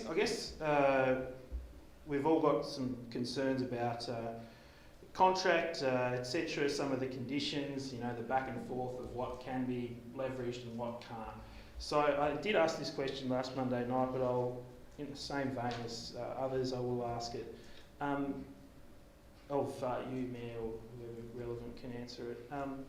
If this extension's passed tonight, the only project that can be built on that site is what was approved. Is that correct? Manager? Yes, that is correct. If the proponent comes back with an amended development application, not only do they have to get that application approved in the usual way, but they have to seek council's agreement to amend the contract to reference that new proposal. So the contract references the current DA through a variation. Thank you. So that's an issue that I think is worth clearing up as well. Look, I guess we'll have to see where this ends up now. You know, there's a lot that has and can and will and has already been said about this topic. But I guess now we're sort of equal parts looking forward to and dreading October 2022. Thank you. Other speakers? Alderman Pearce. Thank you, Mayor. And I purposely left mine till pretty near last because a bit like Alderman Mulder, I don't like Part C because, you know, they could have started this before the pandemic started. They're always going to have trouble providing a education facilitator there for the hospitality school. We understand that's difficult times, but this could have started before that. Look, no one sort of is more annoyed than myself that this hasn't started. I went to China on my own expense to see Shamrock and I was impressed with what they showed us, and I say what they showed us. I am still amazed that nothing has really progressed because, as I've said before, big business and the university, until we got that notice today, big business and the university may not have, they do not close down. The uni may not have students, but they're still working away. And it's taken this long to come back to us. Now, last time I voted against it because I was sick to death of the stalling that I believe Shamrock were doing. And if nothing else, and people mightn't like it, and I've had a discussion with the General Manager about this and the agreement signed, I mean, I'm not happy with it, but I do understand that if we want to keep ourselves out of probably a court issue, and we've all got projects with the budget coming up, we've all got projects that we want money for, like Lauderdale today, and I mean, I'd rather be spending that money on the people of Clarence. I really would, than wasting it, I believe, in a court situation. I mean, I agree with Alderman Edmonds. I think 2022 is probably going to know something. I don't want to say too much tonight because I think we really need to keep our ammunition dry until 2022.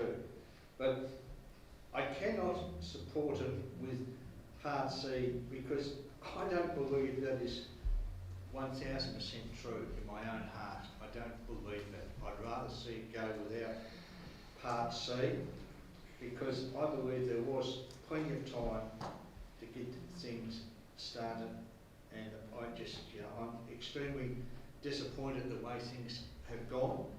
But somewhere along the line, I don't think we should be totally sort of pushed around. I think we should say that, as I said before, either start the place, or let's start talking about a buyback soon because to me this is ridiculous, and we've got 2022 is not far away. Further speakers? Alderman Kennedy. Thank you, Mr. Mayor. Just one thing I'd like to put on record is that there's been a lot of conversation around that this is something that the community never wanted anything there. I don't believe that was the case. I believe in the early stages, before some of us were elected to council, there was something that was planned that the community was consulted with and they were quite happy with that. So I'd just like to make that clear. This is not a group of people that are saying we want nothing there. That is not the case. And yes, I also feel like we're just being pushed around. Thank you. Other speakers? I'll reply on you. Thank you, Mr. Mayor. Look, I'll just address a couple of the points that my colleagues have made here. I mean, look, the first thing I'd like to say is that, so far they have done the right thing. They've kept us informed up through the whole process. They could have gone and stuck some footings in the ground and allowed them to meet the contractual obligations, and that would have been the worst scenario that we could have been faced with. And it's not up to us to second guess the board deliberations in relation to when they found out what they did, whether the board in China didn't agree with the guys. And look, that's all irrelevant fluff that we shouldn't even be, it's not even an issue, right? They're not going to build this hotel without having an operator in place. And to address the question you had, Alderman Warren, the issue there is, the silent development agreement says they will build the hotel. It doesn't say we will tell them who the operator is. They're not going to build it without that. So for us to then change the whole agreement halfway through and say, well, we want to know who the operator is before we're going to be happy with things. I mean, and to suggest they would invest millions of dollars up to now and then invest even more money in actually building the hotel without having that in place is absurd. I mean, it just wouldn't happen. So I mean, it's irrelevant to the whole process for us to know who the operator is or isn't. It's not even an issue at the moment. The bottom line is we're in breach of the sale and development agreement by not extending the contract. And I can't get my head around why point C is such an issue. You know, they couldn't have started this project before COVID hit, right? Because some of you need to understand what goes through in terms of designing a building, making changes to the operator, designing it all, going to tender, dealing with the tender documents, getting them back in, assessing the documents. I mean, to be honest, they have done everything they possibly can to get to this point. And point C is true. What the bloody hell is points? I don't get why people don't agree with that, because it's actually a fact. That has affected the university's ability to agree to the project. TAFE pulled out because they were totally incompetent, had no idea what they were doing. Right? They should never have been the operators in the first place. I mean, they didn't have the entrepreneurial skill to deliver it. I mean, Shamrock should have realised that at the start. I would caution you in terms of... well, that's true. Well, they proved it by them pulling out. Anyway, I understand what you're saying. Right, look, and I mean, it comes down to one basic fact. We've got a sale and development agreement which ties us to certain things. We can't all of a sudden change that agreement because we don't like it. Right? It's as simple as that. And we simply cannot, we simply cannot leave the community with the risk of having to pay out multi-millions of dollars because you don't like it.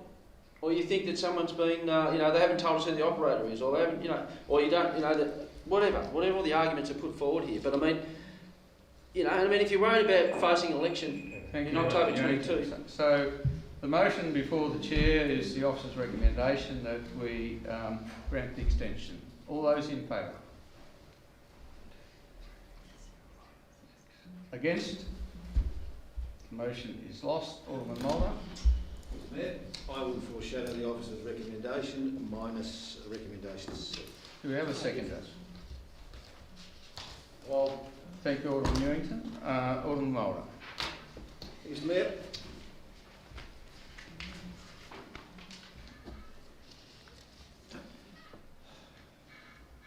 the reason why our previous request was not appropriate, why their refusal of the previous extension was not a reasonable one. The request doesn't have to be reasonable. The refusal to grant the extension is not unreasonable. So in other words, there have to be reasons provided. And we didn't do that, and we didn't have the numbers to do it.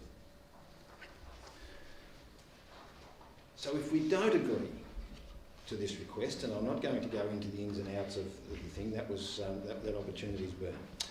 If we don't agree, then the buyback expires in April, and the title passes unencumbered in totality to Shamrock, who can then return outside the contract, having been discharged, and decide to put a DA before us for whatever they will, because the contract will have lapsed. That is the situation we find ourselves in. And for all the reasons before, and I've said them before, I do it reluctantly, but I must do it.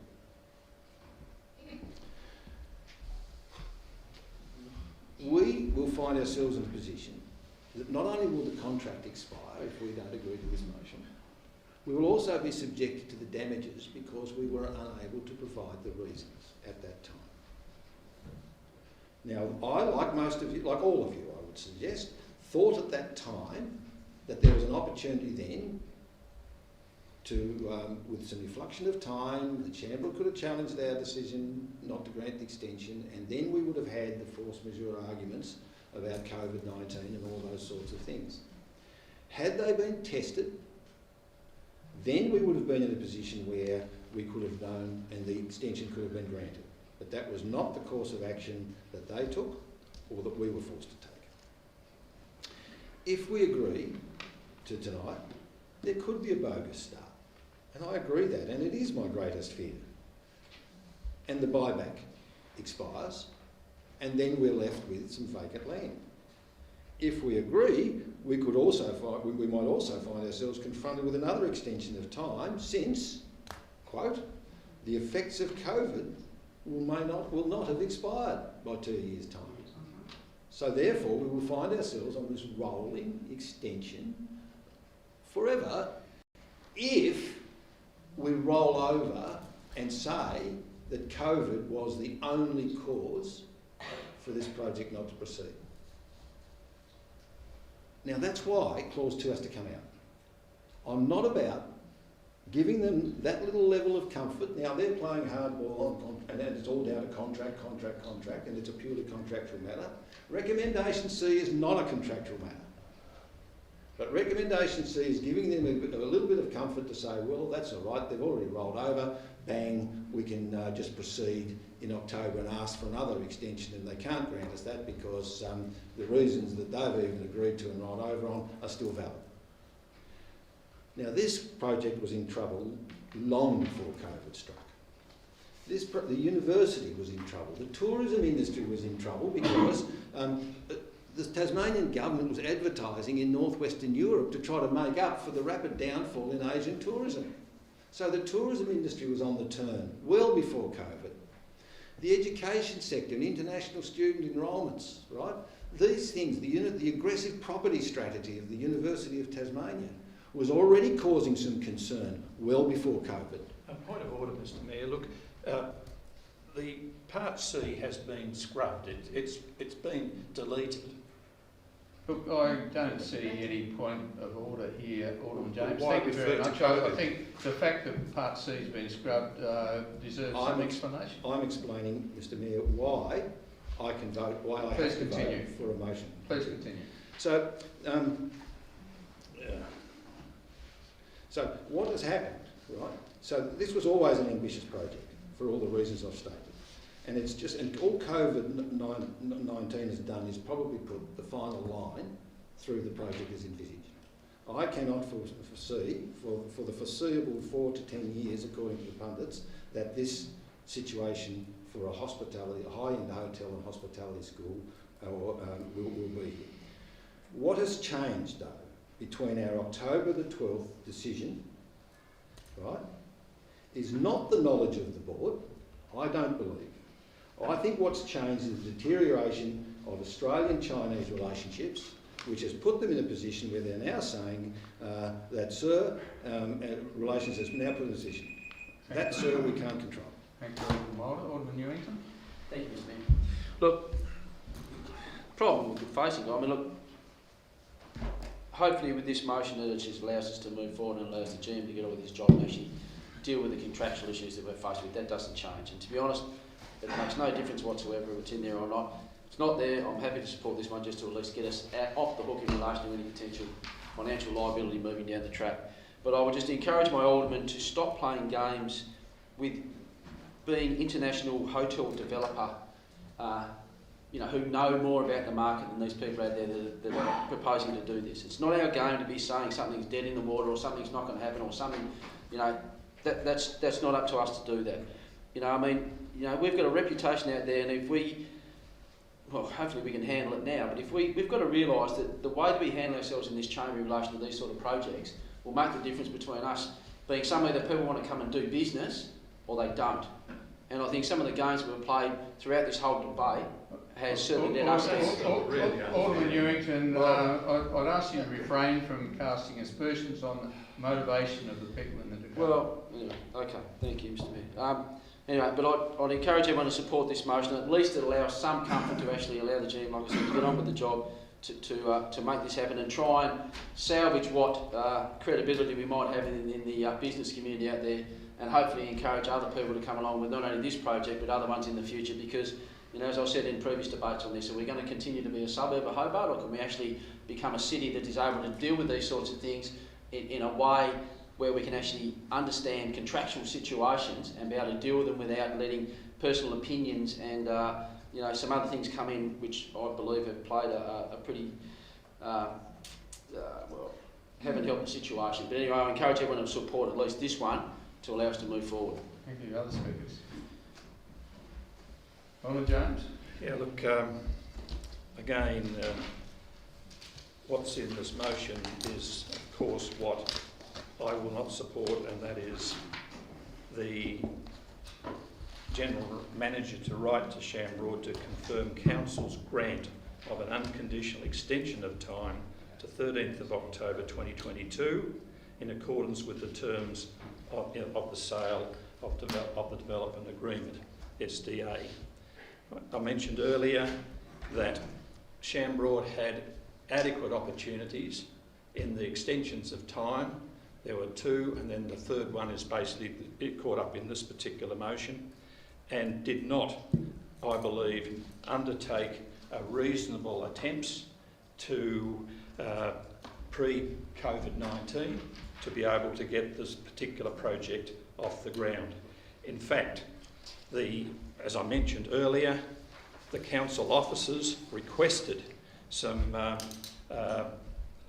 the building permit for stage 1B, and even when a request was made, they didn't respond, and they didn't provide the necessary certificate of compliance that the building surveyor needed, that council would act upon on the 28th of the 8th 2019.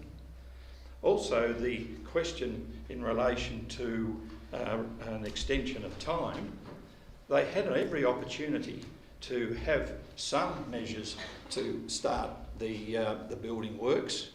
They could have done that, but at the time they said that there wasn't sufficient time, and I quote, "We have been delayed in commencing the stage 1B works for reasons not within our reasonable control." Now, the reasonable control matter is part of the SDA.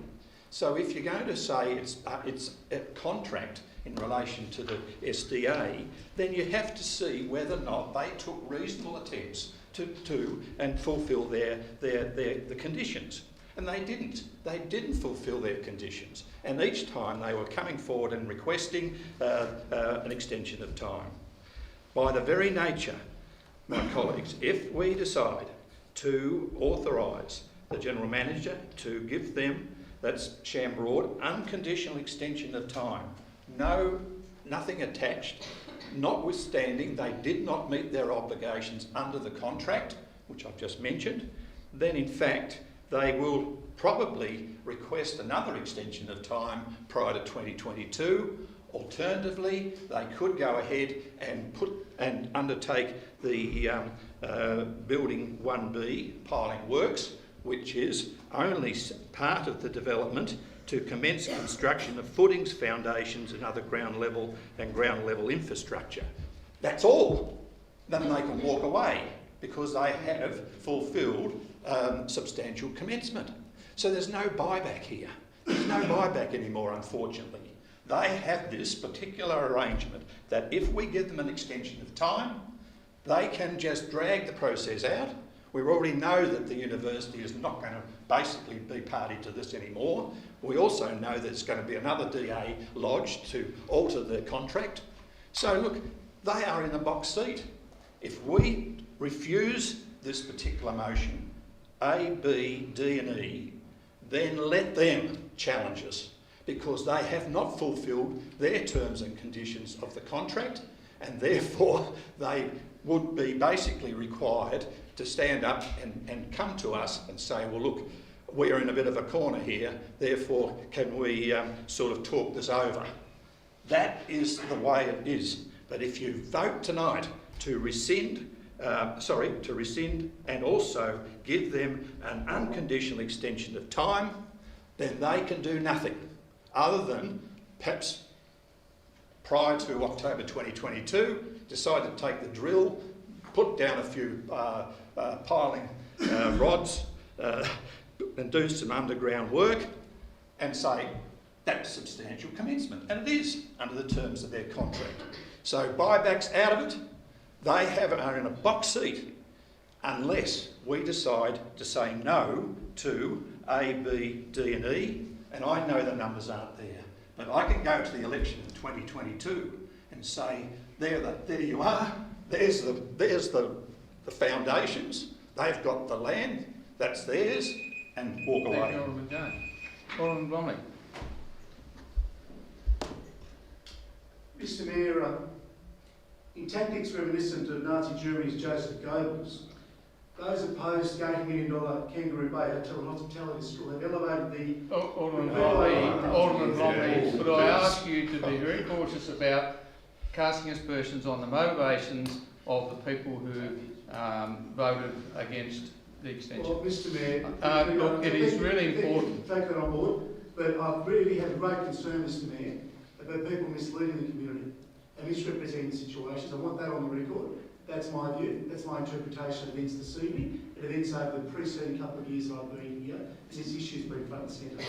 What we have seen this evening, Point of order, Mr Mayor. Is... just a moment. Point of order. Mr Mayor, I accept the fact that Alderman Blomley doesn't believe he will continue with that line of argument, but I do think he should retract the references to the Nazi regime. I would ask you to retract those comments. Mr Mayor, I unreservedly retract that reference, but also, in doing so, would like to flag concern I have with other anti-regime comments made in this chamber as well in recent days. Look, there's no scope. There's no scope in this chamber for any comments of that nature. So, all right, I'll continue. What we've seen this evening, Mr Mayor, is, in my view, nothing more than a tawdry attempt to rewrite history. Although the project has suffered a number of setbacks over the past 5 years, Chambord Australia has maintained an unwavering commitment that has already seen them invest over $10 million towards the development of what will be a truly iconic and world-class educational hospitality provider in our state. Unquestionably, COVID-19 has been devastating, and those who like to argue that it hasn't played a part really need to have a good, long, hard look at themselves. For the educational partner, the University of Tasmania, and our state's tourism hospitality sector, the impact has been severe, and we are yet to comprehend the full extent of the economic and social harm. And as illustrated, Mr Mayor, by today's memo that the General Manager circulated this afternoon, it is quite clear that UTAS is under pressure, and I think it is highly unlikely that they will be the educational provider. So the question then is another educational provider likely to step up? And to be honest, in this COVID environment, I consider that to be highly unlikely. As universities, they're all in the same boat. But we need to follow the contract. And we need to be fair. We need to be reasonable in the way that we deal with our contractual partners here. Mr Mayor, it is clear for the reasons outlined that force majeure does exist. And that is the unforeseeable circumstance that has prevented Chambord from fulfilling the contract. They're plainly present, sorry, I'm tongue-tied at the moment, and in my view, incontestable. Clause 6A is present. And to remove Part C of the recommendation, frankly, is just an attempt to rewrite history. It's just ridiculous. That is plain as day, that there has been the global COVID-19 pandemic.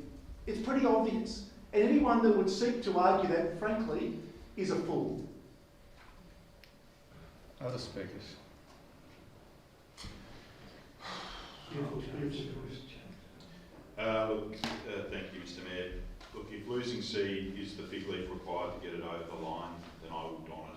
As uncomfortable as it might be, as practical as it might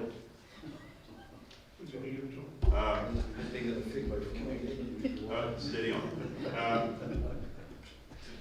The idea that COVID hasn't, as Alderman Blomley did explain, Mr Mayor, you know, to try and wipe out COVID as a factor in this is fantastical.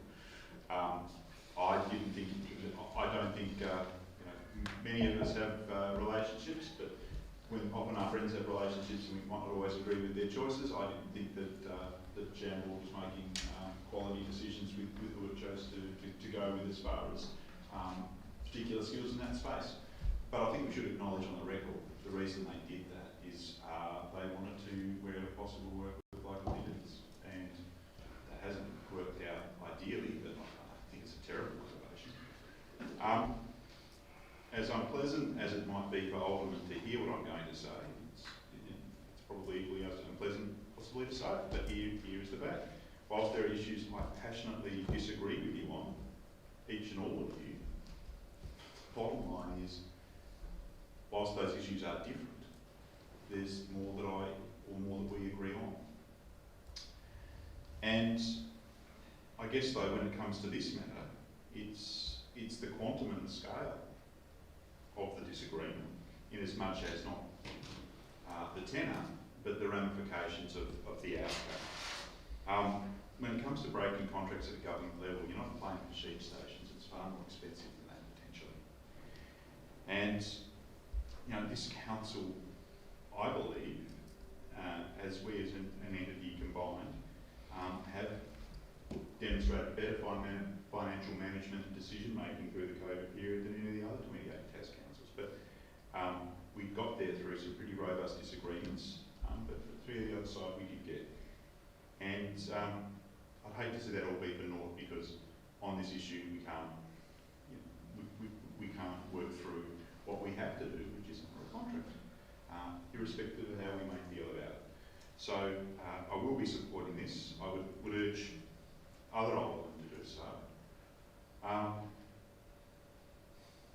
and just get on with it. Thank you. Other speakers? Just get on with it. Edmonds and then Alderman Pearce. They're the exact words I said when the consultants that uni hired did a bit of straw polling of aldermen, whatever stage in the process this was. I appreciate the points that people have made about previous votes, but I think some of the context is lost around that. There was a lot of talk about this is the last time, we got to look them in the eye, we're going to have some tough talk. I mean, I believe, I won't drop the other aldermen in it, but there were at least two of us stayed up quite late that night attempting to help with the comms on that. So it wasn't like this was ring a rosy until October. There were some pretty clear signs given both in here, in this chamber, I haven't gone back and watched the debate, but also in discussions with key and very relevant stakeholders about the non-action when it came to this site. So I think it's worth clearing that up. But and we're on the record saying what we said, but this was a lot of strife well before we got the vote. It was pretty well telegraphed that that was the last chance, and that was well and truly before we had a global epidemic. Alderman Pearce. Thank you, Mayor. Mayor, let's just go back to when Will Hodgman and Shamrock came here and had a look at the site and things started rolling. Now, I've supported Shamrock, as I said, and I totally agree with parts that he's gone, because I do not believe that in my own heart. I do not believe that is totally correct. But look, tonight I can see logistically we've got to support this, and I voted against it last time, and I just had enough last time, so I didn't support it. But I can see that it's better to keep things going along, because I don't want to end up in court and then having millions of dollars taken from the ratepayers of Clarence. I want to spend it on the people of Clarence. So it's only virtually a year away, just over a year away, 18 months away, and this will be up, and we'll know what's going on by then. And look, I agree with Alderman Edmonds. Different things have been said and whatever, but in the end, I represent the people of Clarence, and if people want to know why I'm supporting this tonight, and I didn't support it last time, I want them to call me, phone me. Don't ask other aldermen. Call me, email me, and I'll tell you, because I want the millions of dollars spent here in this city on our ratepayers. Thank you. Any other speakers? Alderman Bonverdo. Mr Mayor, as you well know, in every vote that we've taken, I've actually voted for the extension. And I've made it really clear why I've done that in relation to the contract. And I've made it really clear that I've actually looked at the contract. And every other alderman had the opportunity to do that if they actually met the requirements of confidentiality. So I've met those requirements and I've looked at the contract. And so I'm not going to go over the reasons that I've given in the past council meetings. I actually believe that C is pertinent and should have remain. Because if we take it out, it's actually going to be, in essence, an incomplete record in years to come. However, because I actually do believe that the extension needs to occur, I will be supporting Alderman Moulder's motion. So I urge other aldermen to actually do the same. To look at the contract, look at the advice that we've been given and support Alderman Moulder's motion. Thank you. Other speakers? Right, reply, Alderman Moulder. Thank you, Mr Mayor. Just a couple of motions. I thank once again the contributions. I think to take to Alderman James's point, you are right, we could do nothing. But they wouldn't then put holes in the ground and do a bogus start. What they would do then is they would sit back and save themselves the cost of doing that and just wait for their contract, for the buyback clause to expire, as it will, on April the 14th.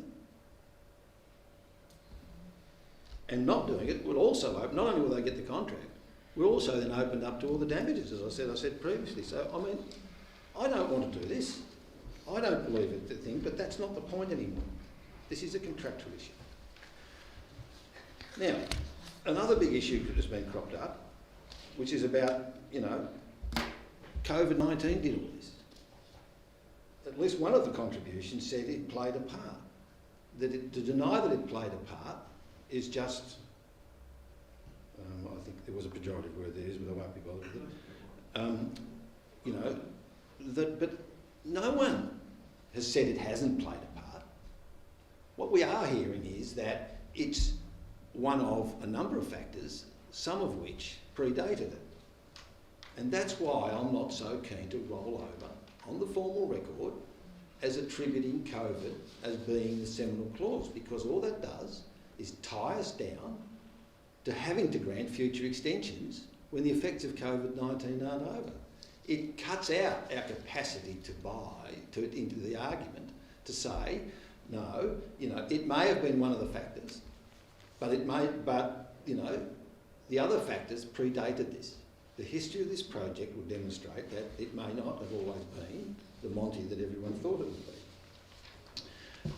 I've previously said. Now, there's this whole issue about it's a contractual matter and it's a thing, and we're getting a lot of pressures. And I said, as I mentioned earlier, that you know, my advice from the General Manager is that the material parts of the contract are already in the public domain, and I think that as a show of good faith for all these people who want to argue that this is simply a contractual matter, that this council should request the Shamroad, because both council has to agree to it and Shamroad have to agree to releasing this document into the public thing.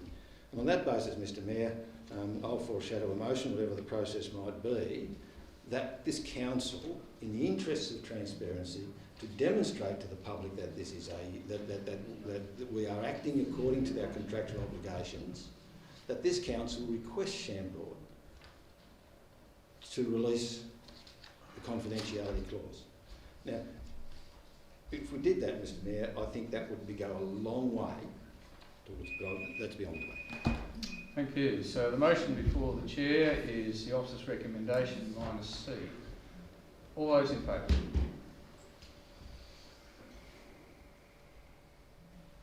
Against? The motion is carried. Which brings us to Alderman's question time. There are no matters on notice. Answers to questions from the previous council meeting take as read. Questions without notice, starting with you, Alderman Warren. Thank you. I'm sorry it's so late in the night, but I do have one question, and it's relating to the charity bin next to the Unicorn Opportunity Shop in Lindisfarne. The bin hasn't been used since last year. The manager of the shop, who is about to take over, is happy for that bin to be removed. I've had complaints from the community about dumping. So my question is, what assistance can council provide in helping to have that bin removed in consultation with the manager?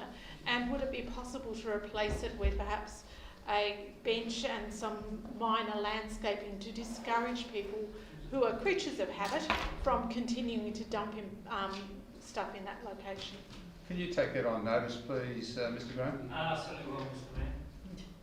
Alderman James? Yes, I've two questions. Firstly, question to you, Mr. Mayor. According to the Local Government Act of 1993, Section 22(4), a general manager is to A, keep a register of any delegation, and B, make the register available for inspection at a public office. At what public office is our general manager's delegation register available, and how can it be inspected by members of the public? General Manager. Thank you for the question. The delegation register is kept in this office, and it can be inspected by appointment. Thank you. Second question? Yeah, second question, yes. Hang on. I refer to the Chambord Australia's summary of meeting notes on Wednesday the 3rd of February 2021, which was circulated earlier this evening. On the reverse side of the page, it said that I've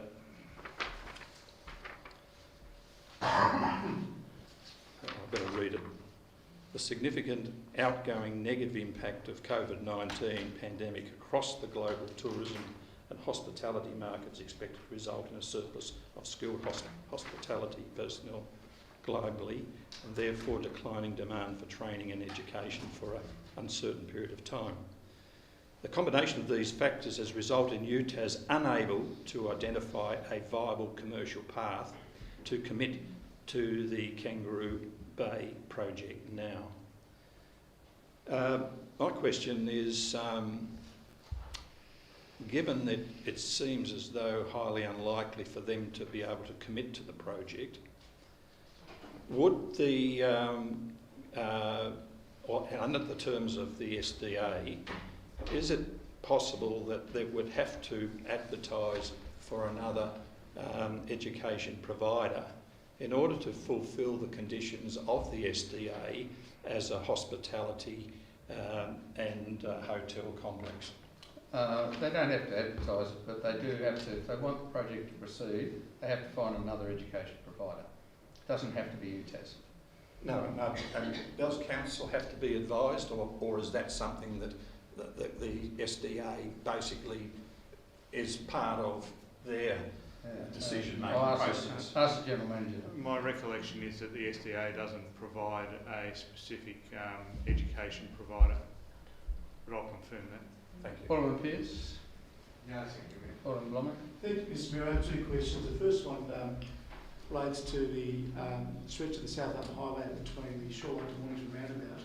Contacted in late December by residents wanting that the grass along there mown as their boundary.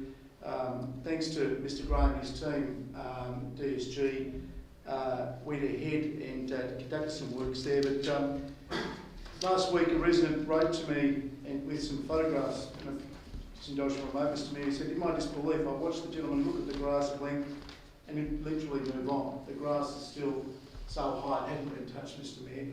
This is a resident that has young kids. He's got a legitimate concern with snakes and obviously fire. So the question is? The question is, Mr. Mayor, would it be possible for council to add its weight to this matter? I've already contacted GSG, Southern Services, about this. I haven't received a response.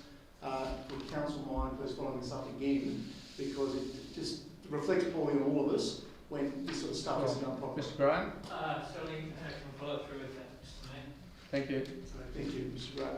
Second question, Mr. Mayor, is on the 30th of January, the City of Launceston presented the key to the city to champion cyclist Richie Port. Has the City of Clarence ever presented the key to the city to anyone? Can I take on notice, please, unless you've got an answer? I do have an answer. Oh, okay. And thank you for the question, Alderman Blomley, because I've learned something today. So the answer is, on the 31st of August 1992, Council adopted a civic awards policy which provided a 3-tier recognition award system including Freedom of the City, Freeman of the City and Key to the City. In regard to the Key to the City element, the policy allows the award to be granted at the discretion of the Alderman of the City of Clarence to any person who significantly distinguishes himself or herself in any sphere of activity. At its meeting of the 14th of September 1992, Council granted a Key to the City to Stephen Hawkins and gave recognition to two other local athletes who represented Australia at the Barcelona Olympics. A copy of the policy can be provided to Aldermen via the weekly briefing report if you wish. Yes, please, and I've learned something too. Thanks so much. Alderman, Von Berto, yes. Yes, thanks, Mr Mayor. I've got 2 questions. The first one is, will Council be involved in the rollout of the COVID-19 vaccinations?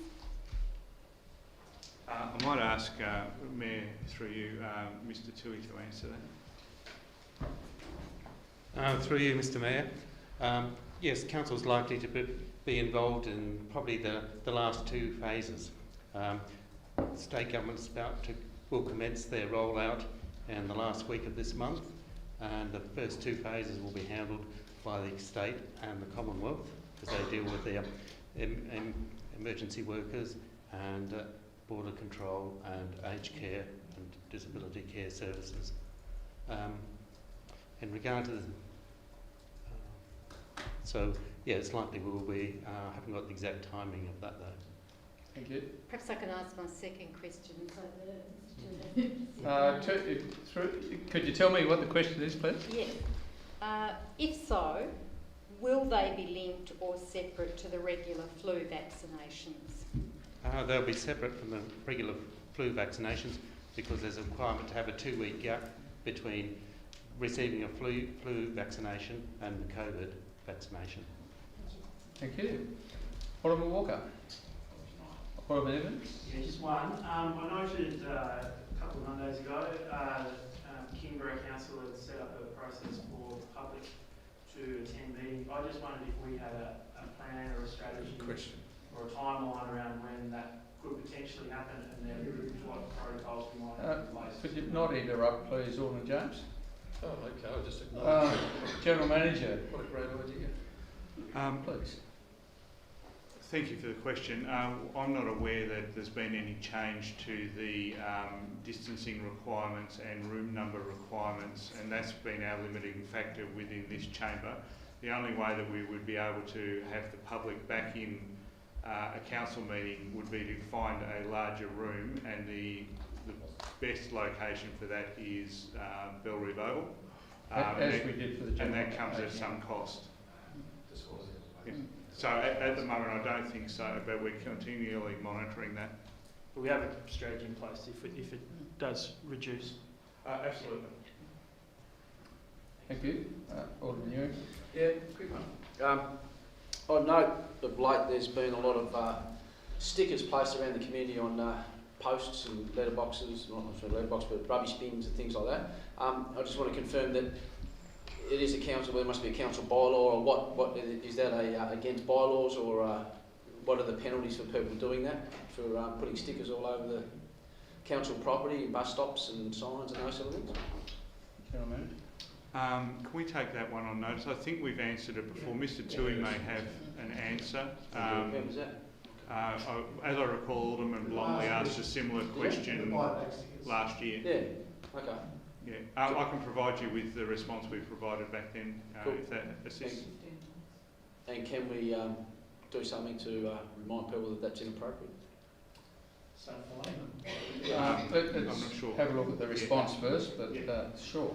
I thought that was actually done as well. No, well, there seems to be more than there has been at any other time. And I've taken quite a few off, things that I've seen, but they keep coming back, so I think we need to deal with it. What's more than authorised, Mr Mayor? Yeah. It needs policing if it's becoming that obvious. Alderman Kim? No, thank you, Mr Mayor. Alderman Mott? Yeah, just harking back to the kangaroo boat, during the debate I foreshadowed a motion in relation to the buyback options. I'm just wondering procedurally whether you... I was wondering if the General Manager might be able to pick that up raise that in his discussions with Chambord under Part D, where,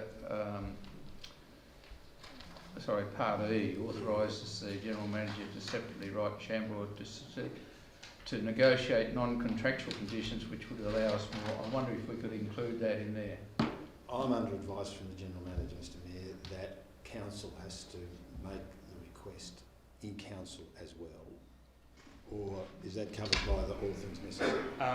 Sorry, I missed the start of the conversation. You're talking about the release of the contract? Yes.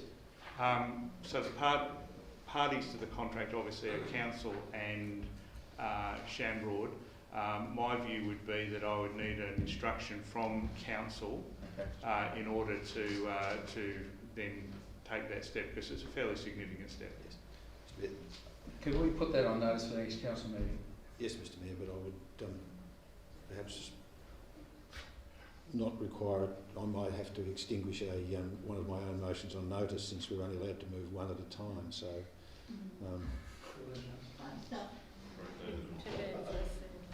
can we maybe look? We'll talk about that later. Alderman Chong. Sorry, just one question. Through you, Mr. Mayor, to Mr. Lovell, I suspect. Is there a process when a DA is lodged to ensure that the applicant owns or leases the premises that they're submitting the DA for? I've recently been made aware of an advertised DA where the applicant, whilst currently negotiating the purchase, actually doesn't own or lease the premises at the moment. And it's caused a lot of distress to the owners having a DA out for a premise that they currently own. Mr Mayor, the legislation does not require the applicant to own the land. It only requires the owner to notify, it only requires the applicant to notify the owner they're making the application. Shame they forgot. Okay. For a clarification on that one. In fact, I think when the DA is lodged, isn't it a requirement that owners consent be attached? Mr. Lovell, is it a requirement when a DA is lodged to have owners' consent?